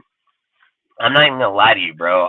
You know how many times I've literally brought that up and told people that exact shit where I'm like, bro, we ain't been shit in the corner since fucking Woodson left here. Like, we ain't had fucking garbage ass corners, dude, left and right. And then when you post that comment, I just sit and laugh because I'm like, I tell people that shit all the time. Literally tell them that all the time. David Amerson, dude, I thought that guy was a steal, bro. He had 29 PBUs in one fucking year coming off of Washington, bro. Like, that was a pretty good fucking, I liked him a lot, man. It just sucked, but I don't know. You want to do some topics and then we'll hop off here real quick? I get to rambling, you know me, fucking. But you want to talk on what do you feel? Yeah. How do you feel about Max wanting AP and champ? Like, what's your take on that, man? Well, like I said, Mad Max wanted Rich Bisaccio too, so it's more of an emotional thing. But at the end of the day, he's got to know that it's going to be the coach's situation, and I think he can warm up to a guy like Jim Harbaugh too. So, but I don't think Max will dictate because he has a contract. He's going to go by. He's going to go by whatever coaches the Raiders. That's what he is. I mean, at the end of the day, yeah, sure, he's going to tell his heart that he likes AP, but then again, he liked Rich Bisaccio a lot too. Because when we beat the Packers, Rich Bisaccio said, "Come here, you big bastard," and give him a hug and stuff. So Yeah. Because he even grabbed his arm and pulled him to him. Yeah, I thought that was pretty good and everything. But at the end of the day, though, AP's not going to be our head coach. It's just not going to happen logically. I know Mark Davis makes some stupid decisions, but he finally made a right decision. He should have been keeping an eye on the whole team. An owner still needs to do that. He can't just say, well, I'll just let the head coach and GM do their job and I'll just relax and do nothing. An owner can't do that. He has to make sure that his GMs and his GM and coach are doing their job. And Mark Davis slacked off on that, and that's why we lost Derek Carr, lost some good crucial players, and then we get a lot of great wide receiver core, but no quarterback, except for weak-ass Jimmy Garoppolo. And the fault all belongs to Mark Davis, really, and he took ownership of it finally, though. But, but hopefully, though, with Mad Max, though, whoever our coach is, whether it's Jim Harbaugh or whoever we get, it's really hard. I think Mark Davis will try and get Jim Harbaugh, but that doesn't mean that we'll get Jim Harbaugh because there'll be other teams wanting him too. And you made a good point there was to start off this conversation is Max wanted Bisaccia too. And I think that makes a good point right there when you started that off. I don't think if you meant it or not, but if you think about it, Max is not going to go on the panel to tell somebody that he wouldn't want that guy there. And he wouldn't say that, like for instance, about not wanting him. Because when he was asked about John Gruden and Mayock, he said the same fucking thing. When he was asked about Rich Bisaccia, he said the same fucking thing. Now he's asked about AP and Kelly, he said the same fucking thing. So the only thing that people can pay attention to that conversation about what he said is that he's already said it 3 fucking times already. So those are the things. At the end of the day, though, they've got to get through, and they're just going to see what's going to happen. And is Mark Davis going to really seriously consider AP being the head coach? No, he's just going to let it play out, and then he's probably already talking to people, thinking about maybe Jim Harbaugh or other coaches. From what we don't know. I'm not going to say like AP is not considered a candidate, but what I would say is AP would be considered the candidate if such and such didn't happen. You know what I mean? Because at the end of the season, they don't even have to talk to him ever again. They don't have to talk to him. They don't got to tell him anything that's going on. The second the season's over, he already knows he's intern. Yeah. So the only thing he's going to get heard from is either he's getting fired or he's going to get an interview to come fucking interview for the head coaching job. So that's the only way I can see it. I don't think they're just going to give him the head coaching job. I feel like no matter how the season turns out, he'll have to re-interview for it. And then that's where I said, yeah, he's going to get an interview. But the problem is that when you got a guy like Harbaugh and you got him interviewing, one is way more outside of the others by a mile. You know, I mean, if AP was fucking getting a coaching job against fucking Rich Bisaccia, that'd probably be different. You know what I mean? Like, they're the same fucking guys. So, look, fucking as much as I'd hate to say this too, Rich would probably get the job because he works with offense and defensive players. So he most I think definitely he can manage plays. Yeah, he's good at managing, but with the right people. If he could get the right people, he could be a good head coach. And I've said, like, the thing with him coming here is just like the thing about John Gruden coming back, you know, like it's not a good idea right now. Yeah, you can't fucking revert to your past, dude. You got to revert to the future and present, you know. The past is what you learn from what mistakes not to do again, you know. It's just like they say, you don't want to cancel history because history keeps reminding you of your mistakes in the past, you know. So that's how I'd look at that. What is the best case? How will we perform? Once AP, I need to delete this one.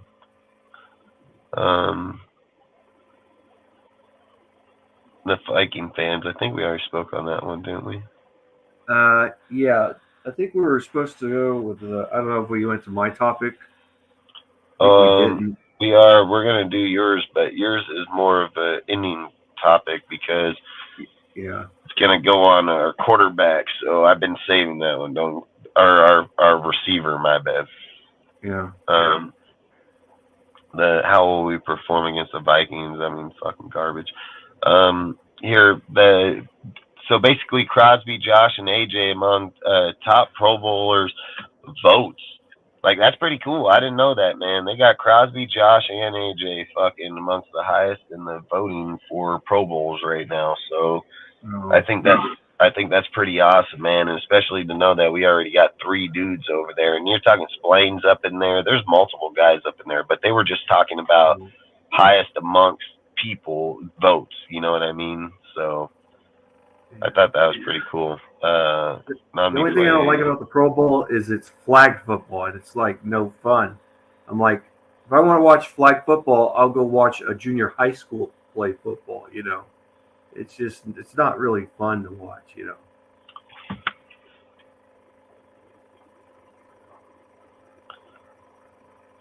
What was that?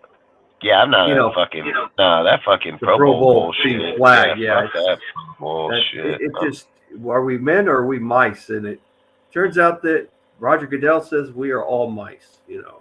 Dude, Roger Goodell's a bitch, bro. Like, you know, I made that video and posted it of all the old school hits, and all those dudes are like, fuck yeah, dude. They're like, fuck yeah, I wish we can play like that. And then the next thing, you know, they're like, yeah, but the NFL's so pussy anymore. I told them, like, yeah, they might as well just put fucking flags on the fucking quarterback. Yeah. Like, literally, you can't tackle the quarterback. You just pull his flag. Yeah, that's bullshit. I can understand, like, hitting him in the chin or whatever, you know, from the helmet. Can't do that. But they go a little too far sometimes. I mean, there was one that I agreed with a long time ago, like when Rich Gannon got planted by the late Saragusa. Saragusa put his weight on his throwing shoulder on purpose. He was bouncing Rich Gannon. He did it on purpose, and the only thing they did was find him. That's it. He should have been suspended. He just got fined. That was all they did. Dude, I said go back and look at Fred or Sean Taylor when he fucking leveled his fucking quarterback in the motherfucking Pro Bowl. He fucking murdered him, bro. He seeked to destroy, dude. I mean, you literally just seen him come straight through the fucking line, and I mean that dude fucking just got asshole, dude. Literally just straight. He probably got knocked 6 feet, dude. Like he probably seen God, literally. Oh, I think he did. He broke what's his name's leg? What's his name? The Washington quarterback's. What's his name? I know his name. He What is broke it? his tibia and fibula bone. Who are you talking about? RG3? Lawrence Taylor broke quarterback. What's his name? Joe Theismann. Joe Theismann. Yeah. And what's funny is it was on my birthday on a Sunday. Actually, was born on a Sunday. And then Alex Smith, he was on the Washington team, November 18th, Sunday. Got his tibia and fibula bone broken, all on my birthday. It's a bad omen for Washington quarterbacks when it's my birthday on a Sunday. Yeah, because didn't RG3 have his too? I don't think so. I don't think he had it on the birthday. It's only those two. Oh, no. I'm not saying the birthday. I'm saying the injury. Probably. I don't think he had a tibial or fibula bone. Once you get that ends your career when you get both bones broken. Derek Carr only had one bone broken when we played against the who did we play? The Colts. And he got hit and he got his leg, his tibula bone broken, but not the fibula or one of the bones. But if both bones were broken, that would have ended his career. Yeah, that's crazy. Fucking Ozzy, I don't know if you know, but Stu had fucking Tony Gonzalez's number, bro, the whole time he played. I mean, Tony Gonzalez couldn't really do shit against fucking Stuart Swaggart, dude, but Stewart's all hocked up on the fucking drugs these days, so fucking just depends, Yeah, the tight ends and receivers, the quarterbacks, they've evolved a lot. I mean, the Rich Gannons these days wouldn't do well in this era right now. They would be considered Kirk Cousins or lower than a Kirk Cousin, It's a different ball game now. It's way different. I was watching video.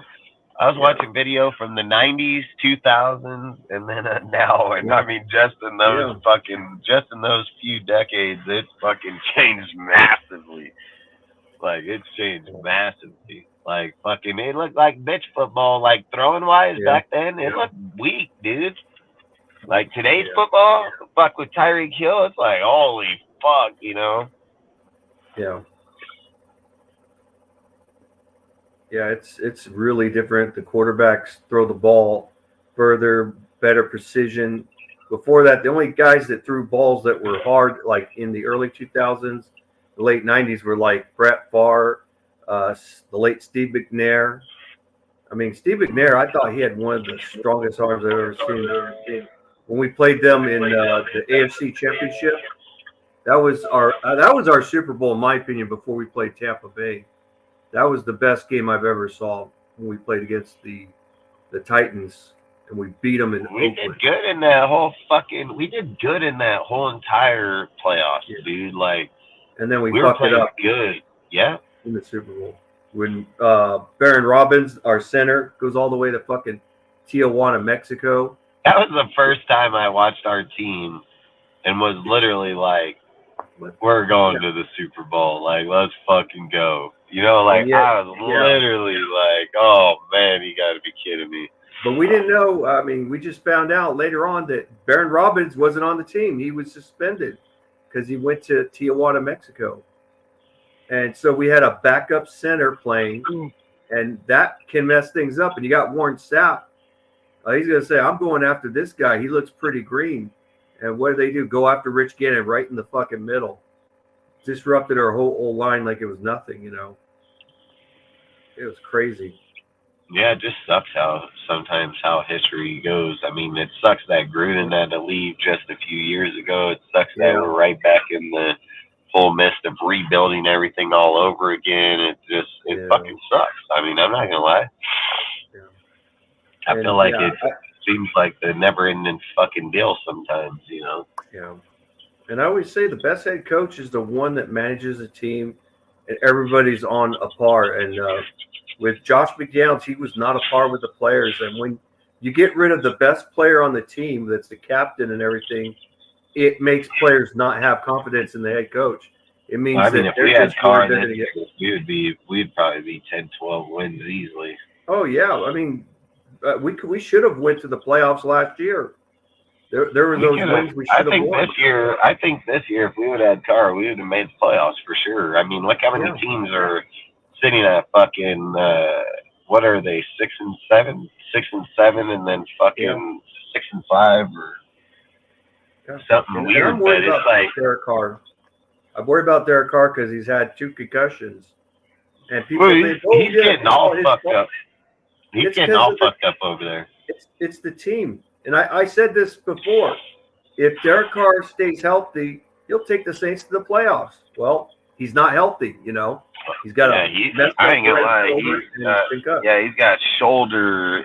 He's got the shoulder. He's got fucking the concussions. He has like I said, he's getting fucked up. Like, and a bad back too. Yeah. And you know what was funny about that I was thinking about when I was going over the list of the injuries. Mm-hmm. The first thing I thought is, damn man, Carr been here for 9 fucking years and they never had no bullshit like that. Yeah. And then not only that, you know what the second thought that came to my mind was? Yeah. He had fucking way lesser players and had way better season than that. Like, what the hell?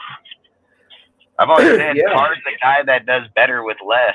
Carr's that guy. Well, he could do good more. It's just that what it is if he has a good defense to back him up and a good O-line and a running game, that the Saints, the reason why they didn't do well is because they lacked a running game, even though they had Alvin Kamara, but they weren't running the ball very well. That's why Derek Carr was getting hit a lot, because he was throwing the ball more than he should be. You know, when you become one-dimensional in the throwing, you know, you're going to make mistakes. I don't care if you're a veteran quarterback or not. I mean, even Dan Marino made a lot of mistakes throwing the ball. He threw a lot of interceptions, and, you know, he got hurt a lot because he was a gunslinger, you know. But, you know. Yeah, I think right now it's just mismanagement of the Saints, and, you know, and they're going to try to put the fault on Derek Carr, the media, but they're too stupid, though, you know. I mean, I hear it on Google, see it, you know. It says Wembley makes NBA history, youngest player ever to record 2020 games. What the fuck? Yeah. But no, you're right. I mean, you're right. I mean, fucking, there's always just too much shit going on. Fucking. Yeah. But all right, let's talk about your last subject, and then we're gonna hop up out of here, man. Fucking. So basically, the last subject of tonight will be why the Raiders desperately need to trade Devontae for the first pick to either get a quarterback or a corner. Yeah. Like I was saying, they need a corner, but they also need a quarterback. It depends on who the head coach is. Jim Harbaugh might, if he's the coach, he might go with Aiden O'Connell. That's just a little might. He might want to go with a different quarterback. So, you know, if he wants a quarterback, he still wants a corner. So I'm thinking he'll the Devontae Adams trade, if it goes to the Jets, that'll be for a quarterback, and the Raiders' first pick will be for a corner. Or they could trade up that pick, you know, if the corner, you know, gets too hot. So they could trade up one of the first round picks if they get 2 first picks. And they can go quarterback, corner, and then second round pick if they still have one. They'll go defensive tackle, and then they could probably go safety, third round if they have one. Salute, Clark. Appreciate you, bro. But the main positions, that's quarterback and corner. Because look, you got Nate Hobbs, but you didn't replace Rock Ya-Sin. You know, Rock Ya-Sin, I think he was pretty good if he was not injured, you know. I think his injuries got to him, and then we went from a young, brittle corner to an old, brittle corner, you know. And, you know, we didn't fix the Rock Ya-Sin problem. We went in the draft and went corner instead of defensive end. I think we'd have been in a little bit better situation. I don't think we would be winning games, but we'd be better in the position-wise on defense. But I don't think that would have saved Josh McDaniels' job. Josh McDaniels lost his job because of himself, because of his arrogance and not being open with the team. You know, you got to have a great morale with the team. You got to have great communications and the staff. He didn't do that. He was just he just didn't know what the fuck he was doing as a head coach. That's what I saw when his look. He looked stupid, didn't know what the fuck he was doing. Great play caller as an offensive coordinator, but not a good leader. To be a leader, you have to learn to lead. But he tried to be Bill Belichick, yell at players and all that. That don't work. That ain't even him, it turns out. Because, Tom Brady bitched at his ass and he fucking, cowed down like a little bitch that he was, because he's just a coordinator. That's all he is. He's not, some coordinators are not meant to be head coaches, But, and Jim Harbaugh, he's proven to be a leader. He knows how to build things and everything, But, I would trade Davante Adams. I don't want to, but you have to. You can't keep him. Yeah, I'm not gonna lie. I would ask him to restructure, and if he didn't, It would be like, well, see you later. Yeah, if you could restructure Davante, then I would say this: instead of going for another quarterback, go corner with the first round pick. Because Aiden O'Connell, if Jim Harbaugh can be patient with him, or any other coach, I mean, he's got great players around him that can make this quarterback a better quarterback. He ain't going to be elite or great, but he could probably be at best like an Alex Smith or maybe a Kirk Cousins, but that's all he's going to be. He's not going to be competing with Patty Mahomes or Justin Herbert, but it's just not going to be it. He's just a skill player, not a talent player. Yeah, and like I said, I would ask him to restructure first, and if he would restructure, I wouldn't look to trade. But if you don't want to restructure, I'm looking to trade 100%. Yeah. I don't care because you got too many things you got to do. You got too much money in one area. I mean, 2 players there is worth $55 million, $57 million between Renfro and him. I mean, the cap, the salary cap is 250 fucking 6. Like, how in the hell you justify that? So I hate the salary cap thing. Yeah, I do too. But you got to have it because otherwise it'd be the fucking Yankees and all in football. Fucking we ain't gonna do that shit. Oh yeah. Like I said, I mean Davante, dude, he obviously matters here. But if you don't get the right guy here, I mean he was brought here because of Derek Carr. That's why he was brought here. Yeah, and that's what I told everybody else. But I told everybody else that's the reason why. And Davante Adams got bamboozled. Yeah, and I felt like they did that to make the transition easier. They were like, oh, if we can just get Davante here, we can get rid of Carr, and then not everybody's going to care. They do care. Well, that's why I say you have still the fan base that does, and then the others that don't. But then now you have the controversy between you got rid of him, but don't have a quarterback now for your receiver. So it's like you're damned if you do, you're damned if you don't. Because it's like if you fucking had the receiver, you don't have the quarterback. If you had the quarterback, you didn't have the receivers. So it doesn't matter what we do. We're always we're always one motherfucking thing behind. Like that's facts. I know Captain Jack didn't like me saying this. I said this to him on his live. I said, I was right, don't you? About the whole Josh McDaniels. He didn't like it. He didn't like the fact that I was right because he thought Josh McDaniels was going to be great and everything, and and I said we need a lot of help instead of what are we going to do, I mean we should have never lost Derek Carr. And he said, and this is one thing, he's stubborn. He said, fuck Derek Carr, and I was like, what? That guy played his ass off, and he didn't want to leave the Raiders, but he had no choice when they cut him and everything, he didn't have a choice. He could have retired as a Raider. People said, why didn't he? Well, he has to think about his family and himself, That's any job, though, And there were teams that wanted him, and his brother, David Carr, told him, hey, the franchise is not going to be on your side. You have to understand that's the reality of football. You have to think about your family and everything. You're still a great player. You need to play. That's what you got to do. And that's what his older brother, David Carr, told Derek Carr, you got to play, And, Derek Carr didn't want to do it, but he did it, though, he wanted to be a Raider, wanted to retire Raider, you know, and that was just some crap. He told Mark he'll be back. He fucking told Mark he'll be back, dude, when he left. He told him, I'll be back. Yeah, I think that's crazy. I mean, like I said, the way that fucking roads end up going or people end up, you never know. You never know. But I think when he told Mark that, if I'm being honest, I think it was more like because he knows he'll be an alumni, if not a Raider Hall of Fame at least, you know? So, yeah, so like I say, frickin', sometimes it sucks the way shit plays out, but it is what it is, you know? I mean, everybody had their chances when they were here. It never got made the best of, so it is what it is. But fuck, dude, I'm about ready to hop up off here. You have anything else you want to talk about? You have anything else you want to bring up? No, I'm all good.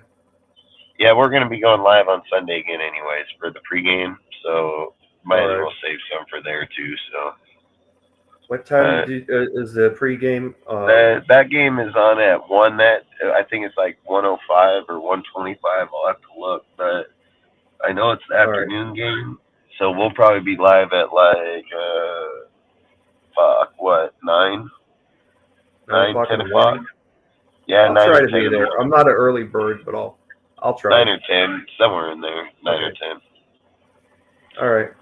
Yeah, it'll just depend.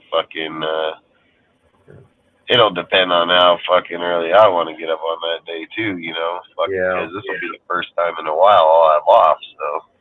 But I'll try to be. We're probably gonna be live by 9, because then it'll give us 3 hours till noon, and then, or I might just do it from like 10 to 1. Because we do the live in the Discord, so I might do that. I might do like the 10 to 1, because we have the live in the Discord, you know, that we'll be watching and everything. So it'd probably make more sense to do it like that. Yeah, I could do that with my phone. I could use my phone on Discord. And I didn't know if I could use my phone on YouTube. It's a prepaid phone, you know, but it's a AT&T prepaid phone. Yeah. I don't know if it will do well on YouTube, but I know it'll do fine on Discord and Instagram and Facebook. But Hell yeah. Well, outside of that, man, I appreciate you always popping up, dude. Appreciate everybody that stopped by tonight in the chat, all the mods, all the chat, dude. Really do appreciate all you guys, man. Like I say, I appreciate all you guys taking the time to come support us on all of our platforms, not just here. Support everybody on that is part of our deal. Support the people that are in the Nightbot, everything. Rudy, he has his face or Instagram, everything, his group. So, like I say, give everybody a follow, man. Really do appreciate all of you guys. And today's Friday, so I always say, you know, don't drink and drive. Stay safe, dude. Don't fucking go out doing stupid ass shit, dude. I mean, you're gonna be back on Monday. Outside of that, I hope you guys all have a great night, and I'll see you guys on Sunday, man. Peace out. Later, everyone.